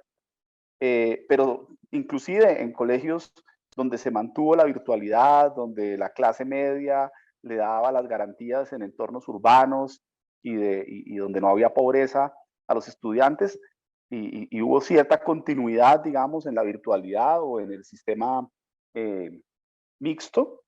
Cuando se llegó ahora a la presencialidad plena, se ha visto que las competencias socioemocionales, las necesidades de relacionamiento de los chicos y chicas han mostrado una cantidad de problemas que son de un nivel distinto al que se tenía antes de la pandemia. Entonces tenemos de todas las escalas posibles de situaciones, y lo que uno, digamos, ve es que la política pública, pues el ministerio, la Secretaría de Educación, pero en general la noción del Estado sobre la importancia de este asunto es limitada. Hoy queríamos contar con personas de la Corte Constitucional que nos contaran la sentencia que hace, ¿será que un mes y medio, tal vez? Fue votada para declarar una situación de inconstitucionalidad que obliga al Estado colombiano a asumir con mucha más fuerza los impactos de la pandemia en el sistema educativo. Es una sentencia muy importante porque significa que se reconoce la vulneración de los derechos y la obligación del Estado de asumir con más fuerza la garantía de esos derechos. Y la pregunta de hasta dónde llega esa obligación del Estado colombiano es compleja. El ministerio pues dirá, bueno, hemos hecho unas cosas. Obviamente se hicieron muchos esfuerzos durante la pandemia por parte de todas las autoridades educativas, pero pues obviamente esta sentencia da fe de que esos esfuerzos no fueron suficientes y de que hoy en día hay que hacer un esfuerzo mayor. Luego, una muy buena pregunta es cuáles son las medidas específicas de política pública que hoy queremos plantearle a los gobiernos y en particular al gobierno nacional que debe implementar para el cumplimiento de esa sentencia. Es muy importante, o sea, rara vez tiene uno la posibilidad de que una sentencia de la Corte Constitucional le diga al gobierno que tiene la obligación de hacer esto, entre otras cosas, porque si yo soy el gobernante, yo le pido plata al Ministerio de Hacienda, yo soy el responsable en una Secretaría de Educación, en el Ministerio le pido plata al Ministerio de Hacienda y el Ministerio de Hacienda me dice que no. Pero cuando hay una sentencia judicial, el Ministerio de Hacienda me dice que sí. Y ahí es donde tenemos que precisar, porque puede ser que simplemente se quede, no, mayor conectividad. Y muchos de nosotros sabemos que no es un problema solamente de mayor conectividad, que lo que se requiere para garantizar el derecho y para recuperar las condiciones de dignidad es... perdón, tal vez, Daisy, por favor, cierra el micrófono. Gracias. Lo que se necesita es mucho más que solo conectividad. En realidad es un tema más complejo de comprender impactos estructurales en el sistema educativo y demás. Ahora, por otros lados, hay otro montón digamos, de circunstancias que es necesario comprender. Hablábamos del conflicto armado, etcétera, para poder hacer que en los próximos 2, 3, 4 años recuperemos el tiempo perdido y quizás a partir de los aprendizajes logrados tengamos, pero no va a ser en el corto plazo, una educación fortalecida después de este impacto de la pandemia. Entonces necesitamos que esta red, como nos invitaba Esther, se fortalezca. Yo creo que es el momento de decirle además a quienes aspiran a ser presidentes de la República de Colombia y a quienes aspiran a estar allá en el Ministerio de Educación y en las demás instancias de poder los próximos 4 años, que por ejemplo este tema de que haya tantos colegios tan particularmente afectados por situaciones de violencia, de vulnerabilidad, que no tienen, por ejemplo, una orientadora escolar, pues tienen que vivir una política pública que refuerce la orientación, que refuerce el lugar de la educación, crece en términos generales, no solamente socioemocional, sino también para la ciudadanía, para la participación, para la sexualidad, para la acción política y para la comprensión del conflicto armado y sus impactos, etcétera. Todo lo que nosotros sabemos que es la educación crece, tendría que ser una política prioritaria en estos próximos 4 años. Y eso, pues luchamos mucho porque se ha escuchado en las campañas, pero solamente si en una red nacional, cada vez que cada candidato de estos aterriza en una ciudad, en otra, todos los maestros, los jóvenes le están diciendo, esto es prioritario, esto es prioritario. Solamente así vamos a lograr que haya una política mucho más sólida en esta materia. Y lo que nos está mostrando esta conversación hoy es que eso es fundamental. Entonces, que sea la oportunidad para que mantengamos en las próximas semanas y meses muy en alto este tema y podamos así lograr que el Estado colombiano se lo tome más en serio, y si no, los impactos de esto no van a ser de semanas ni de meses, van a ser de toda una generación. Los próximos 20, 30, 40 años vamos a ver qué pasa con seres humanos que vivieron problemas de salud mental como efecto de la pandemia y que no tuvieron una atención adecuada cuando pasaban por su infancia o su adolescencia, es decir, nuestros niños de hoy en día, durante el resto de su vida. Gracias. Gracias a ti, Oscar. Gracias, Magda. Muy valiosa esta conversación y muy valiosas las personas que han invitado y todas las personas que están como asistentes a la reunión. Muy chévere. A ti, Oscar, y gracias por ser también y dar la importancia de la educación crece también en esta agenda pública en estos momentos tan cruciales e importantes y decisivos. Bien, bueno, a partir de todo este contexto y nutrido que se nos está dando a través de este espacio, de este webinar, queremos darle palabra a Lina Saldarriaga. Bienvenida, Lina, a este espacio desde la apuesta, experiencia, alma y corazón de Aulas en Paz, que sin duda alguna pues también acoge y recoge la educación socioemocional como pilar en la educación y sobre todo la experiencia en contextos educativos que ustedes acompañan. Bienvenida. Muchas gracias, Magda, y muchas gracias a todos los que han presentado. Creo que hicieron como un contexto muy bonito en el que para mí es una fortuna poder como cerrar y mostrarles un poco de todo ese diagnóstico, de todas esas percepciones que tienen, de todo ese tipo de información que se ha ido analizando a lo largo de estos ya casi 2 años.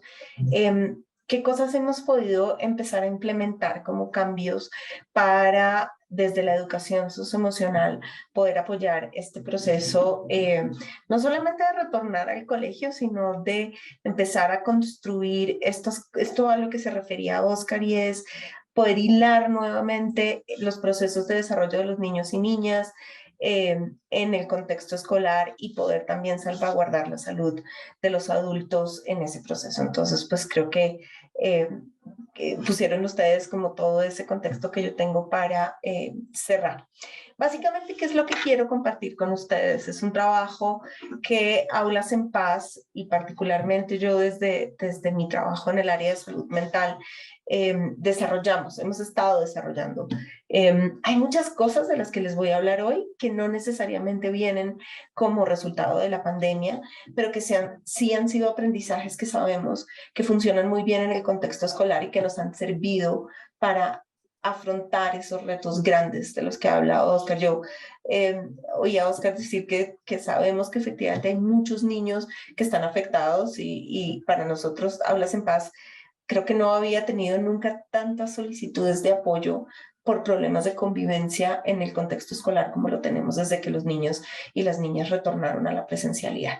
Entonces, lo que quiero dejarlos son con unas herramientas muy sencillas, basadas en la evidencia, basadas en cosas muy similares a las que han presentado las personas anteriores en términos de investigación, en términos de trabajo con comunidades que sabemos que están funcionando, y quiero dejarlos además con unas herramientas que Aulas en Paz desarrolló de la mano de Red Papás para la Secretaría de Educación de Cundinamarca para apoyo a maestros y a familias, a maestros y a maestras en términos de salud mental, bienestar psicosocial y autocuidado. Entonces, eso es lo que vamos a hacer.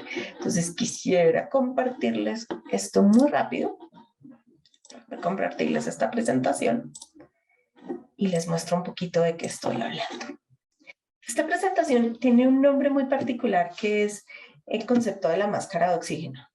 Yo no sé si ustedes que han viajado en un avión, al subirse, de las primeras cosas que uno oye cuando le está diciendo el piloto que se tiene que poner su cinturón de seguridad, que todo el mundo se tiene que acomodar, etcétera, etcétera. Una de las cosas más importantes que dice tiene que ver con las máscaras de oxígeno. Y un poco lo que decidimos hacer en Aulas fue que todo este trabajo que hemos hecho en contexto escolar, con docentes, con las familias, es en torno a la idea del autocuidado, a la idea de la máscara de oxígeno. Entonces, básicamente, ¿por qué hablar de la máscara de oxígeno como la herramienta que nos puede servir para el cuidado de la salud mental y el bienestar en medio de, digamos, de todas estas cosas que ya ustedes han descrito muy bien? Pues básicamente porque existe, y creo que en la primera presentación, no sé si fue Gabriela o Magda, que decían está la presión de que nosotros tenemos que hacernos cargo del bienestar de los niños, niñas y adolescentes, que nosotros, los docentes y las docentes, tenemos que asumir un montón de cosas que ya traíamos una carga muy fuerte de trabajo, pero ahora encima de todo tenemos que trabajar en este tipo de cosas, bien sea antes que estábamos en la virtualidad o en las guías o todo lo que describieron, o ahora que estamos en la presencialidad y que tenemos que empezar a lidiar con todas estas cosas que quedaron, estos rezagos en bienestar y salud mental que quedar. Entonces, la idea de la máscara de oxígeno es que la única manera de garantizar la sobrevivencia de los niños y las niñas en un avión, el piloto nos dice que es poniéndonos nosotros primero la máscara de oxígeno. No sé si lo recuerdan.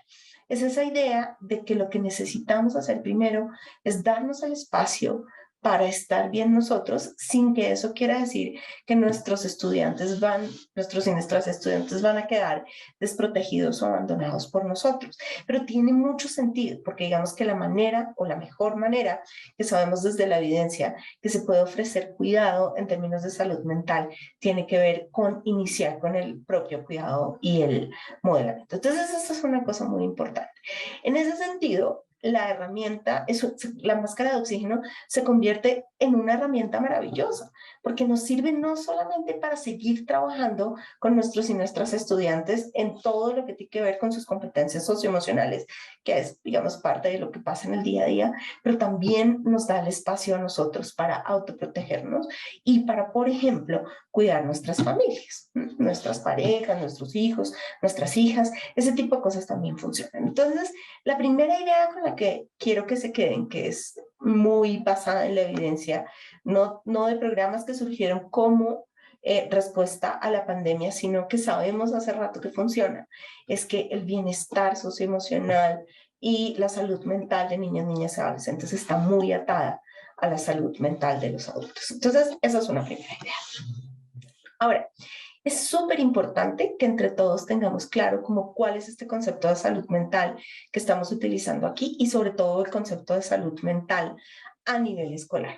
Por un lado, pues digamos que si uno mira, por ejemplo, la ley de salud mental de nuestro país, lo que dice es que nosotros en la medida en que nos vamos desarrollando, es decir, vamos creciendo y aprendemos a desarrollar los recursos, son recursos, herramientas que desplegamos para poder abordar los retos y los problemas que vivimos en el día a día, que fíjense que se parece mucho a la definición de lo que son las competencias socioemocionales o la educación socioemocional.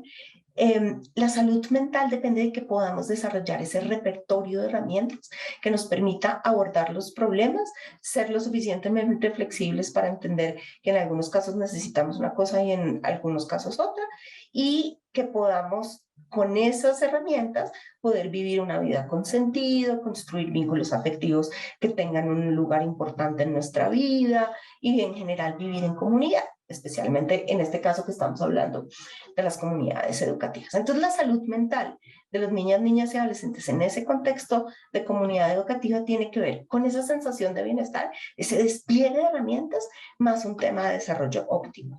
Y esto es súper bonito, porque si ustedes me preguntan, yo creo que han habido muchas cosas muy difíciles que han pasado en esta época, en estos últimos 2 años, para la salud mental escolar en general, para la salud mental de todas las personas, pero sobre todo lo que tiene que ver con el contexto escolar. Pero hay una cosa que a mí me parece muy positiva, y es que por primera vez logramos hablar de salud mental sin que empezáramos a pensar que eso tenía que ver con un trastorno de conducta, con un tema de depresión o de riesgo de suicidio o de autolesiones. Empezamos a contemplar la salud mental como una de las prioridades en el contexto escolar, primero, y segundo, como una de esas cosas que hace parte de las relaciones de la vida. Y eso es absolutamente maravilloso en términos de lo que nosotros queremos lograr de cuidado, promoción y prevención de salud mental. Entonces, ¿cuál es el otro elemento? Perdónenme que ahí me desvié un poquito, pero ¿cuál es el otro elemento? Entonces tenemos todo ese despliegue de herramientas súper importante, más clave de desarrollo. Entonces, todo lo que se habla de salud mental en el contexto escolar tiene que estar pensado en clave de desarrollo. ¿Eso qué significa en palabras sencillas? En que yo tengo que tener en cuenta cuál es la edad de la persona. Y fíjense que no solo estoy diciendo los niños, niñas y adolescentes, también estoy hablando de los maestros y las maestras, y estoy hablando de padres, madres y cuidadores, o las personas que están a cargo de las familias. Entonces, todo su despliegue de herramientas tiene que ver con que, de acuerdo al momento de desarrollo donde estén, puedan desplegar sus recursos. Eso es la salud mental a nivel escolar. Entonces, ahí hay un concepto súper bonito, que es el de los hitos del desarrollo.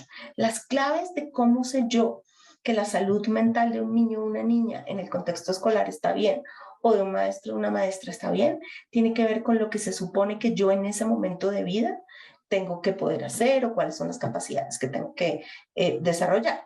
claramente, como el proceso de crecimiento es mucho, digamos, es cualitativamente más, o los saltos son cualitativamente distintos, cuando estamos hablando de infancia y adolescencia, pues es más fácil entender los hitos del desarrollo ahí, pero eso también sucede en etapas como la adultez. Entonces, ese es el segundo concepto con el que quiero que se quede. La salud mental en el contexto escolar tiene que ver con el bienestar, pero tiene que ver con la clave del desarrollo. Como vimos en las dos presentaciones maravillosas que nos acabaron de dar, hay todos los efectos que quieran, todos los estudios que quieran. Estos son muy pertinentes a lo que estamos hablando en este momento, pero la evidencia a nivel internacional es absolutamente contundente en términos de la afectación en salud mental de lo que fueron estos 2 años. Ahora, que eso no, digamos que eso tenga un efecto tan negativo, no quiere decir que no haya cosas que se puedan hacer o que no se estén haciendo. La presentación que acaban de hacer es absolutamente maravillosa en términos de los logros tan importantes de los orientadores en reaccionar y dar espacios para que las personas pudieran aprender a desplegar estas herramientas de las que les estoy hablando.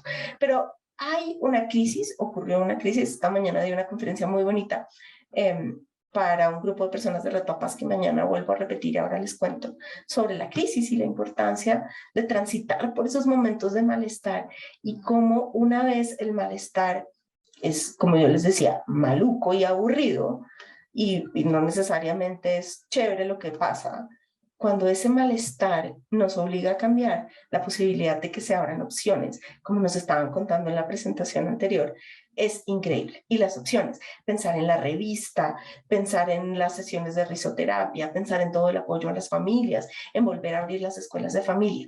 Esas opciones es lo que permite tener un efecto positivo en la salud mental. Muy bien.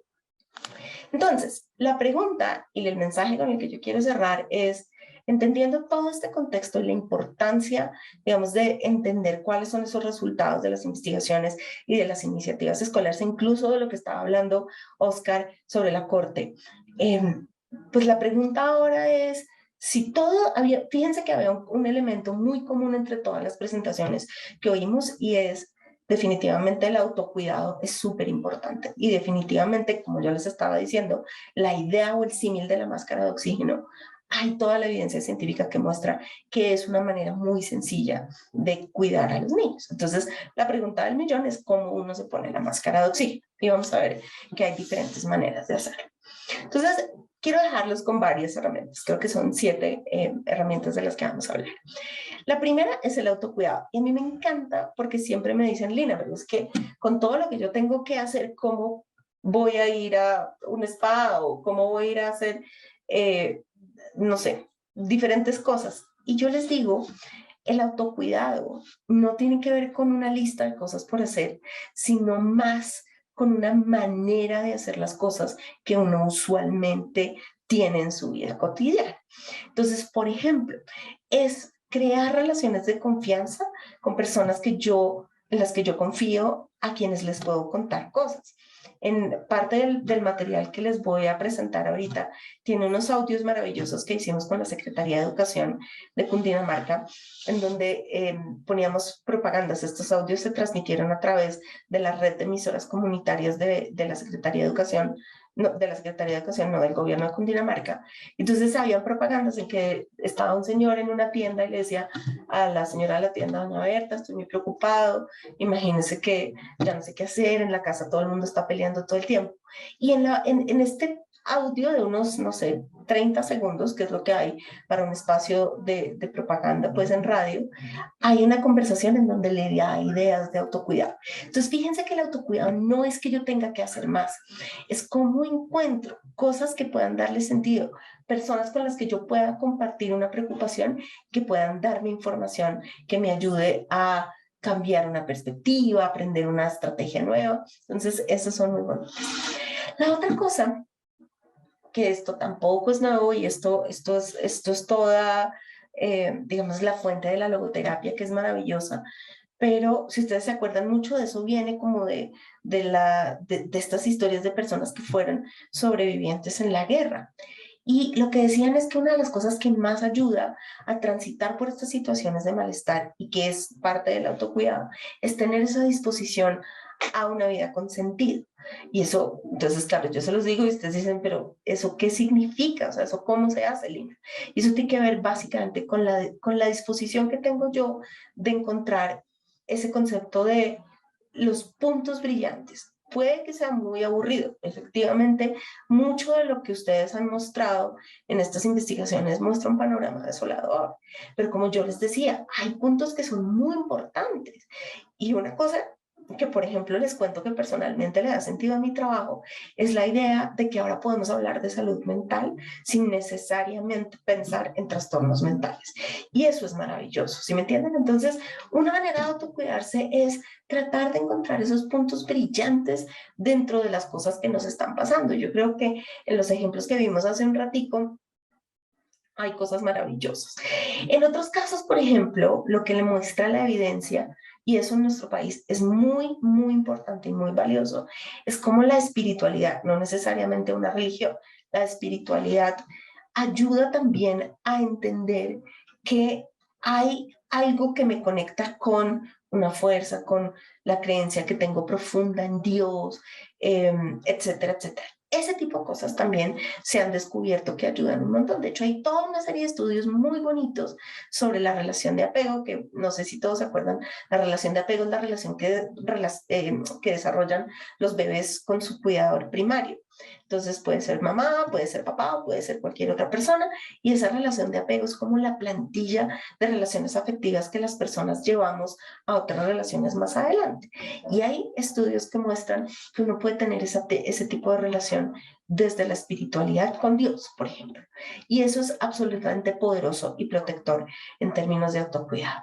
Y la otra cosa que muestra la evidencia y que se ha empezado a utilizar es la idea de que hay que comprender que hay ciertos límites.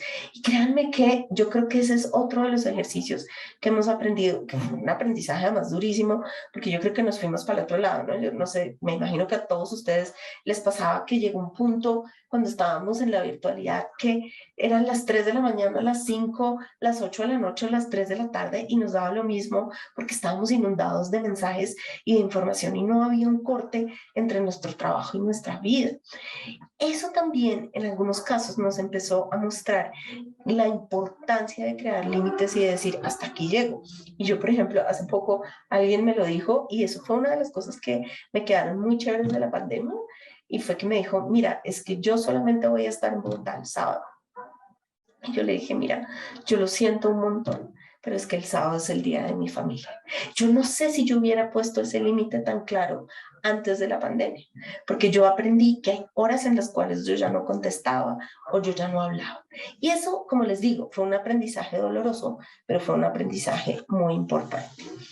La otra cosa que yo creo, mis queridos profes, mis queridos y queridas profes, que pasó con la pandemia en términos de autocuidado, es que empezaron a aparecer relaciones más empáticas, relaciones en donde precisamente porque todos teníamos esta sensación de desasosiego común, empezamos a sentir empatía y empezamos a darnos cuenta que ese sufrimiento nuestro lo podíamos compartir con otros profes o con otras profes. Y eso significó que empezábamos ya a entender cómo sentía el otro, pero no necesariamente nos involucrábamos con el otro. Es decir, estábamos hablando de los límites que les pongo. Entonces, fíjense cómo empezamos casi sin querer a desarrollar estrategias, abrir nuestro repertorio para cuidar nuestra salud mental. Puede que de una manera un poco intuitiva, no necesariamente con todos los apoyos, no necesariamente con todo lo que se suponía que íbamos aprendiendo, pero yo creo que es que también mucho de lo que nos pasó es que nadie sabía cómo abordar este tipo de cosas. Y yo les juro, cuando yo hice mi doctorado, yo nunca había apostado a que el proceso de desarrollo de los niños iba a tener este bache de 2 años, donde todo lo que ustedes describen es claro. En términos de aprendizajes, es claro que hay un retraso en términos de desarrollo de competencias socioemocionales, de habilidades de socialización, de resolución de conflictos, claro que sí.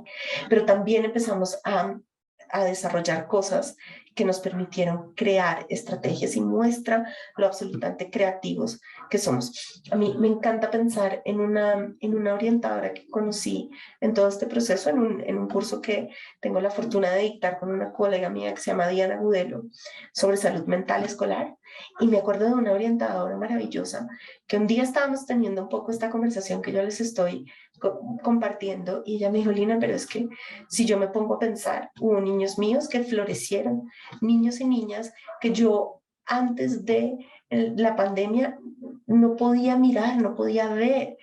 Puede que a algunos les haya costado trabajo y ahorita en el retorno a la presencialidad sea difícil, pero a otros también les permitió entender fortalezas. Hubo niños y niñas que entendieron cosas distintas acerca de sí mismos y de las familias. Entonces, fíjense cómo tiene todos esos puntos brillantes.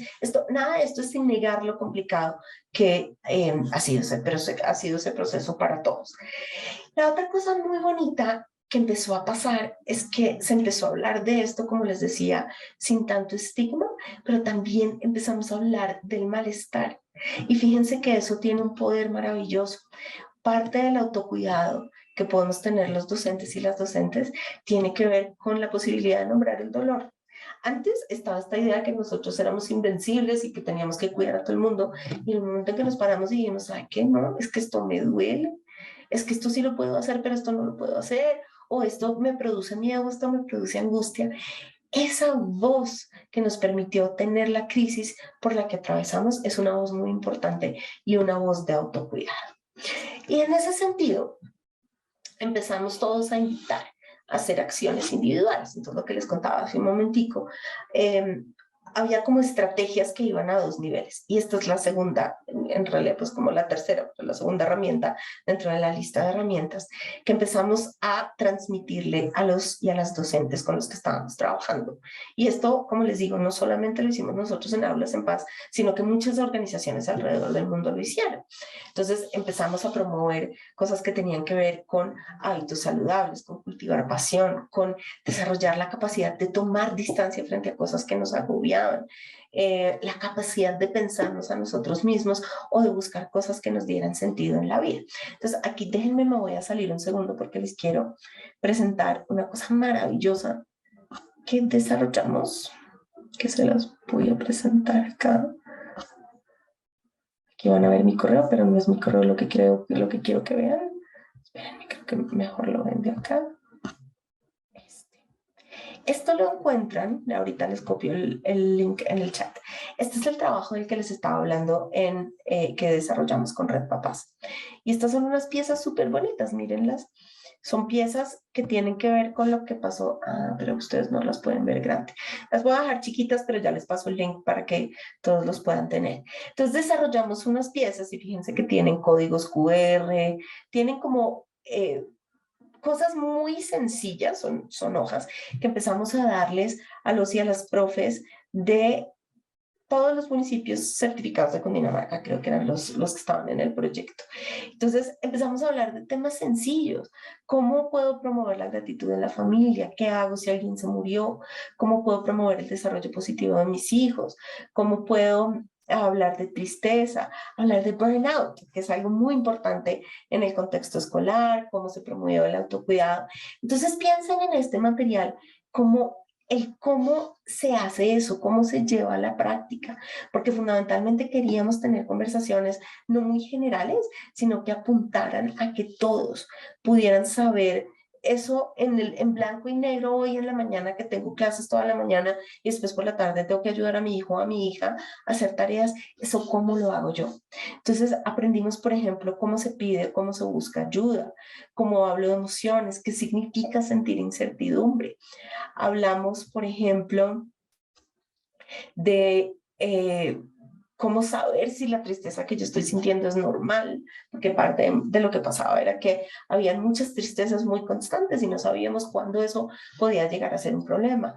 Cómo perdonar, cómo manejar situaciones de conflicto, cómo usar de manera sana y segura la tecnología, cómo atravesar por un duelo.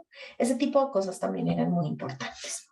Entonces, este material, me voy a copiar acá para que ustedes lo tengan en el chat, porque me parece muy bonito. Eso es gratis, descargable. Oh, no está disponible. Bueno, yo después te lo mando al equipo de Educapaz para que ustedes lo puedan ver. Pero quiero mostrarles cómo este tipo de herramientas fueron las que se empezaron a desarrollar. Esta es una particular de nuestro país, pero de esto encontramos material de casi todas partes del mundo que nos puede ayudar a entender cómo esta, digamos, cómo esta situación tan compleja que vivimos se puede manejar desde estrategias muy sencillas. Muy bien, entonces eso es lo que tiene que ver con herramientas individuales. Otra de las cosas que empezamos a implementar que también funcionó maravillosamente es encontrar en la escritura y en el lenguaje, en las conversaciones y en el compartir, que creo que ustedes dieron unos ejemplos muy bonitos de eso, cómo se hace, una manera de protegernos y de ponernos esa máscara de oxígeno. Entonces acudimos a cosas como la escritura emocional, y eso lo hicimos con profes y lo compartimos en muchos de los contextos en los que estuvimos con los y las orientadores de colegios, en donde hablábamos de esto que nos está pasando tenemos que empezar a procesarlo de alguna manera. Y con los adultos, diferente a con los niños, empezamos a encontrar que una manera de procesar y ponernos la máscara de oxígeno tenía que ver con la escritura. Incluso con algunos nos dimos cuenta que la escritura no era necesariamente la manera de hacerlo, sino a través del dibujo. Entonces empezamos a utilizar el lenguaje, bien sea escrito o bien sea los dibujos, para poder comunicar lo que estábamos sintiendo en medio de esa situación de crisis. Y eso es una de las cosas que más protege. Ahora, en las intervenciones que estamos haciendo, que digamos que ahí coincido con Oscar 100%, el retorno a la presencialidad ha traído unos retos enormes de conflictos y convivencia. Estas herramientas se han convertido en otra manera de empezar a entenderlo, porque lo que hemos encontrado es que los profesores y las profesoras están muy abrumados por todo lo que están pasando. Hay profesores o profesoras que me han dicho como, pero es que yo, estos son profesores o profesoras de los grados de los niños y las niñas más pequeños, pero es que yo soy profesor de kinder, yo no les enseño a controlar esfínteres, digamos, por ejemplo. Esa es una de esas cosas, solo tienen que aprender en el jardín o con las familias. Y eso es una cosa que los mantenía muy angustiados. Utilizamos las metáforas o, por ejemplo, escribir bitácoras de lo que iba pasando todos los días, o, por ejemplo, utilizando dibujos con sentido de humor que pudieran ayudarles a reconstruir esos significados de las situaciones que están empezando a ser abrumadoras o que en ese momento fueron abrumadoras. Y hemos encontrado que esto es tremendamente poderoso. La otra cosa que hemos aprendido, no solamente nosotros en aulas, sino en general en todos los programas que tienen que ver con educación socioemocional y después de la pandemia, tiene que ver con la incertidumbre y la importancia de entender que por lo menos para los niños y las niñas más pequeños, las certezas es muy, bueno, y para los adolescentes también en general, las rutinas y las certezas para todos son muy importantes. Y lo que pasó en este espacio fue que todo se nos desorganizó, se perdieron las certezas, no sabíamos qué iba a pasar, todos los días cambiaron las reglas, estábamos en cuarentena, no estábamos en cuarentena, o ahora que volvimos a la presencialidad, unos días hay 20 peleas, otros días no hay peleas, pero esa falta de certezas, de rutinas, tuvo un efecto muy negativo. Entonces hemos aprendido que cuando aprendemos a construir o a reconstruir la confianza y las certezas y utilizamos las rutinas como una manera de estructurar la vida de los niños y niñas, pero también la vida nuestra a nivel escolar, podemos cuidarnos, podemos ponernos la máscara de oxígeno. Y la otra cosa es que aprendimos a difundir entre todos la idea de que no todos tenemos, es decir, no todos tenemos que ser expertos en salud mental, ni necesitamos expertos en salud mental. Necesitamos más orientadores o orientadoras, como estábamos hablando, y necesitamos personas fortalecidas para que puedan utilizar rutas claras en donde esto me abruma, yo no sé qué hacer con esto, pero yo puedo tener un par de ideas para mi salón de clase y de ahí aprender a través de los equipos de soporte cómo remitir. Ese es otro aprendizaje súper importante en educación socioemocional. Es necesario crear equipos de soporte que no necesariamente aumenten el trabajo, sino que todas esas cosas que hacen parte de la carga emocional que todos llevamos, cuando nos organizamos y lo dividimos, es mucho más fácil llevarla a través del colegaje, etcétera, etcétera. Bueno, aquí hay otra cosa muy importante y esto yo me imagino que todos ustedes lo han vivido y es, esto ha estado lleno de conflictos de bullying, de conflictos entre pares, de conflictos con las familias, de conflicto entre las familias, de conflicto entre los niños y niñas. Es decir, el conflicto y una manera un poco desorganizada y torpe de resolver esos conflictos es la característica fundamental de lo que está pasando.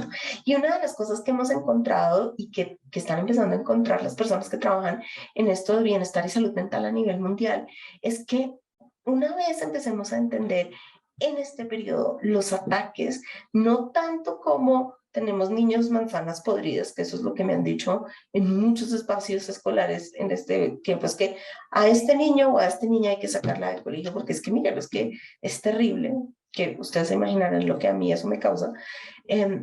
Estamos empezando a entender ataques, conflictos o agresiones como peticiones de ayuda o peticiones de cambio. Y eso es muy distinto. Cambia mucho la percepción, porque no agota tanto, a nosotros no nos agota tanto el entender un niño que es, o una niña que es completamente agresivo, porque es completamente agresivo, versus un niño o una niña que está pasando por una situación de crisis, que por definición las crisis son pasajeras, y que necesita desarrollar ciertas herramientas, o colegas que necesitan, o familias que necesitan desarrollar ciertas herramientas. Entonces, fíjense lo poderoso que es eso, mis queridos maestros y maestras, en términos de cuidado de salud mental. Es entender los ataques no como agresiones, sino como peticiones de ayuda. Y las dos últimas herramientas que les quiero dejar en términos de educación socioemocional y salud mental para ustedes tienen que ver con dos cosas que sabemos que funcionan muy bien. Por un lado, la flexibilidad psicológica. Eso básicamente es una capacidad. Como todas las habilidades, eso se va desarrollando y yo tengo que entrenarlo. No es que, entonces hoy Lina nos contó en la charla que la flexibilidad psicológica era súper importante y yo mañana voy a ser increíblemente flexible. No, eso es un músculo que hay que entrenar y que se va desarrollando y tiene que ver con la capacidad que vamos desarrollando de entender las demandas.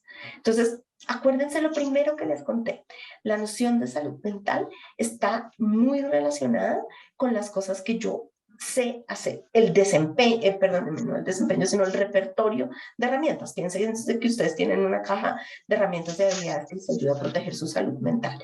Entonces, si ustedes aprenden y aprenden a través de la relación, por ejemplo, con sus estudiantes, ¿qué es lo que necesitan en cierta situación? Aquí necesito regular mi emoción. Aquí lo que necesito es utilizar mi capacidad para resolver conflictos o pensar en ideas creativas para resolver ese conflicto. Si yo empiezo a entender las demandas, es más fácil para mí ir a mi caja de herramientas y decir, esto es lo que necesito, ¿sí? Si yo necesito clavar un cuadro, entonces yo cojo un martillo, no necesariamente cojo una regla, porque la regla me sirva, pero no necesariamente es la mejor herramienta. Entonces, a la medida en que yo aprendo a reconocer capacidades, sé cuál herramienta coger. Y cuando ya tengo la herramienta, lo que yo logro hacer, fíjense la primera idea o la segunda idea que les conté, adaptarme. Necesito poder decir que hay un cambio, hay una crisis que genera un cambio, ese cambio lo que hace es generar opciones. Y cuando yo digo, ok, estas son las opciones y escojo una opción distinta, me adapto. Y me adapto y en esa medida soy flexible. Y eso es súper bonito porque en últimas es sencillo y nos da mucho poder a nosotros y las docentes en términos de lo que podemos hacer para cuidarnos. Y es, si yo aprendo a reconocer esas demandas, yo empiezo a entender dentro de mi caja de herramientas qué es lo que tengo. Y saben una cosa además muy poderosa y muy bonita, a veces no tengo. Y entonces tengo que ir a buscar a un amigo, a un colega, a un compañero que me diga, venga, yo necesito el martillo, yo no tengo martillo, ¿qué es lo que voy a hacer? Y entonces empezamos a compartir, yo te comparto mi martillo, o yo me hago cargo de esta familia que es muy difícil, o yo lo que hago si quieres es, hoy yo cuido el recreo que está tan difícil y mañana lo que tú haces por mí es esto. Entonces empezamos a desplegar esas opciones y a empezar a entender que cuando compartimos esas preocupaciones, ¿tenemos un micrófono abierto? Sí, creo que tenemos un micrófono abierto. Listo. Entonces, eso es muy importante. Y ya para terminar, para ser muy respetuosos de su tiempo, porque ya se nos acabó el tiempo, la última herramienta que les quiero dejar tiene que ver con la idea del mindfulness, sino digamos que aquí no quiero que ustedes piensen que estoy hablando del mindfulness y que todos tenemos que hacer sesiones de mindfulness. Mindfulness es maravilloso y yo creo que podemos hacerlo, pero tiene mucho que ver con estar presente aquí y ahora. Y esa es una de las mejores maneras que sabemos desde la educación socioemocional, que tenemos como herramienta desde la educación socioemocional para cuidar nuestra salud mental. Y no es tanto que tenemos que hacer ejercicios, sino que es nuestra forma de afrontar una crisis.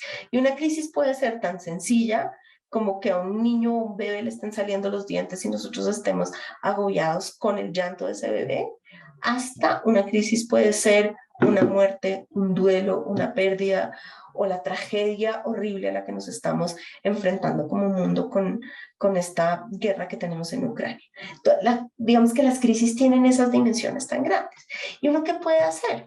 Y es pensar en esos momentos en los que está atravesando la crisis, cuando me estoy sintiendo peor, cuando estoy sintiendo que mis alumnos o mis alumnas me están enloqueciendo literalmente, puedo parar un segundo y decir, a ver, un minuto, ¿qué es lo que me está haciendo sentir así en este momento? ¿Son los gritos? ¿Es que no vamos a poder terminar el tema?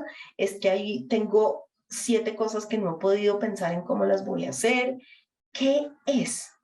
Cuando yo logro identificar qué es eso que está haciendo que yo pierda mi centro, mi calma, puedo empezar a entender cuál es la fuente y quitar.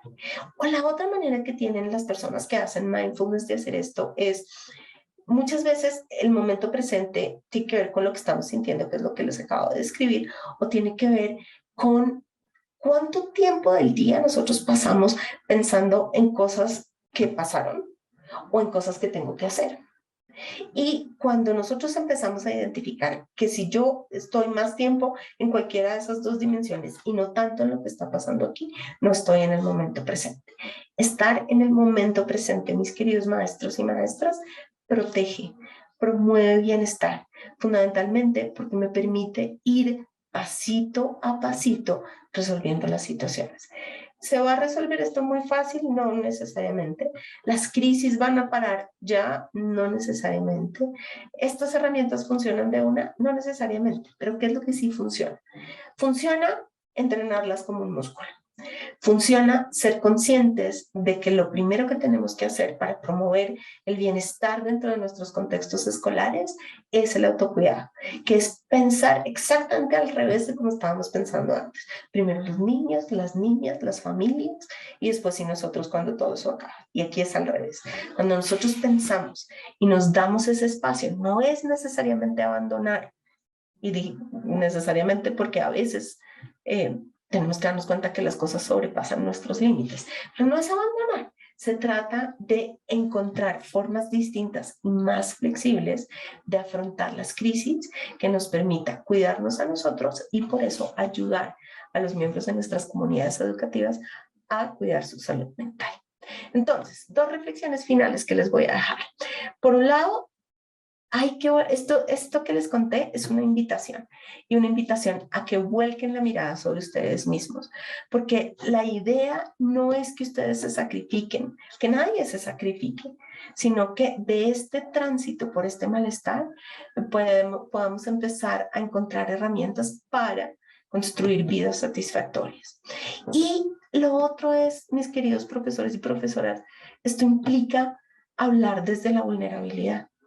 No necesitamos ser superhéroes, necesitamos entender que trabajar con los seres humanos que trabajamos, con los niños, las niñas, las familias, no es fácil, con nosotros, con nuestros propios compañeros. Si reconocemos que ahí hay otros dolores, que ahí hay frustraciones que persisten todo el tiempo, que hay desesperanzas, empezamos a iniciamos esas conversaciones con los otros de una manera más cuidadosa con ellos y con nosotros mismos.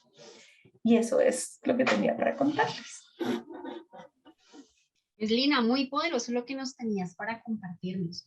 Efectivamente, estas herramientas, igual aquí en el chat, están muy emotivos alrededor de esa herramienta que compartiste y sin duda alguna, pues a través de Educapaz también se alimentará la caja de herramientas, el repositorio de materiales de Paz a tu Idea. Entonces ahí estaremos solicitándoles ese material también para nutrir esta caja de herramientas.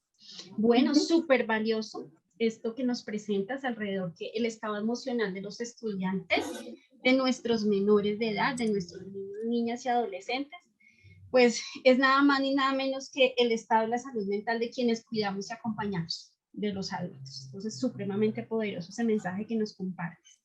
Y sin duda alguna, las herramientas en clave de ese desarrollo psicosocial en búsqueda de ese bienestar, ¿no? Entonces, me encanta y me quedo con la metáfora del oxígeno. Algo que nos dejó la pandemia es que lo más preciado que tenemos es el oxígeno. Justamente fue lo que aprendimos a valorar. Y ese oxígeno dentro de esa metáfora es, el oxígeno es lo vital y lo vital es la vida. Entonces alrededor de esa vida, pues maravilloso que podamos en estas reflexiones que hemos venido pues tejiendo alrededor del estado emocional, de la salud mental, de nuestras comunidades educativas, pues continuar haciendo fuerza alrededor del cuidarnos y cuidar. Entonces creo que es supremamente importante el fortalecer esas prácticas de cuidado, esas relaciones basadas en la confianza, la búsqueda de esa espiritualidad, supremamente clave, y sobre todo, y lo más valioso, esa comprensión de los límites, también hasta dónde yo puedo llegar. Tú muy bien mencionabas superhéroes y superheroínas, pues no lo somos.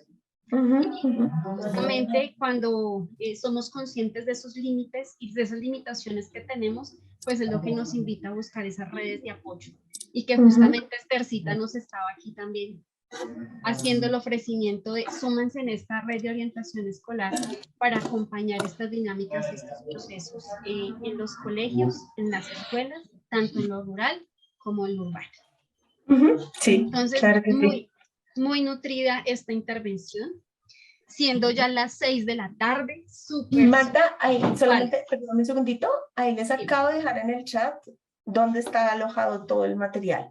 Lo único que no tenemos ahí alojado son los audios, pero después podemos pensar en cómo se los damos a ustedes para que lo puedan poner en Pasa tu Idea. Y los audios son maravillosos porque se pueden mandar por WhatsApp, se pueden utilizar en radios comunitarias. Es absolutamente maravilloso, una forma muy linda que aprendimos de comunicarnos en esta pandemia. Y bueno saberlo, Lina, porque justamente la herramienta más útil en medio de sus limitaciones fue el WhatsApp para acompañar comunidades rurales. Entonces, muchísimas gracias. A todos y todas a quienes nos acompañaron en este espacio de webinar de este martes, muchas gracias. Los invitamos, por favor, dentro de 8 días. Vamos a continuar con este tejido de conversaciones sobre la educación socioemocional, ciudadana y para la reconciliación, pero desde una apuesta muy bonita. Y es cómo algunos maestros se dieron la oportunidad de crear herramientas para acompañar este proceso en el aula.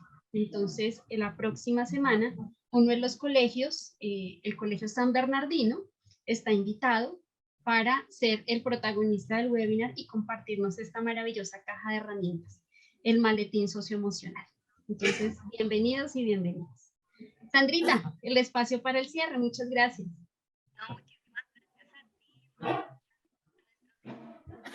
Ve ya en el audio, porfis.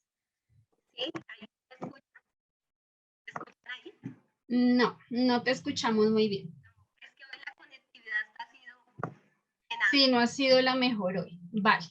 Entonces, bueno, les estaremos enviando por redes sociales, por los chats, la invitación para dentro de 8 días. Y muchas gracias por todos los aportes y las invitadas. Muchas gracias por compartir. Gracias a todos. Muchas gracias. Hasta luego. Hasta luego. Muchas gracias a todas y todos.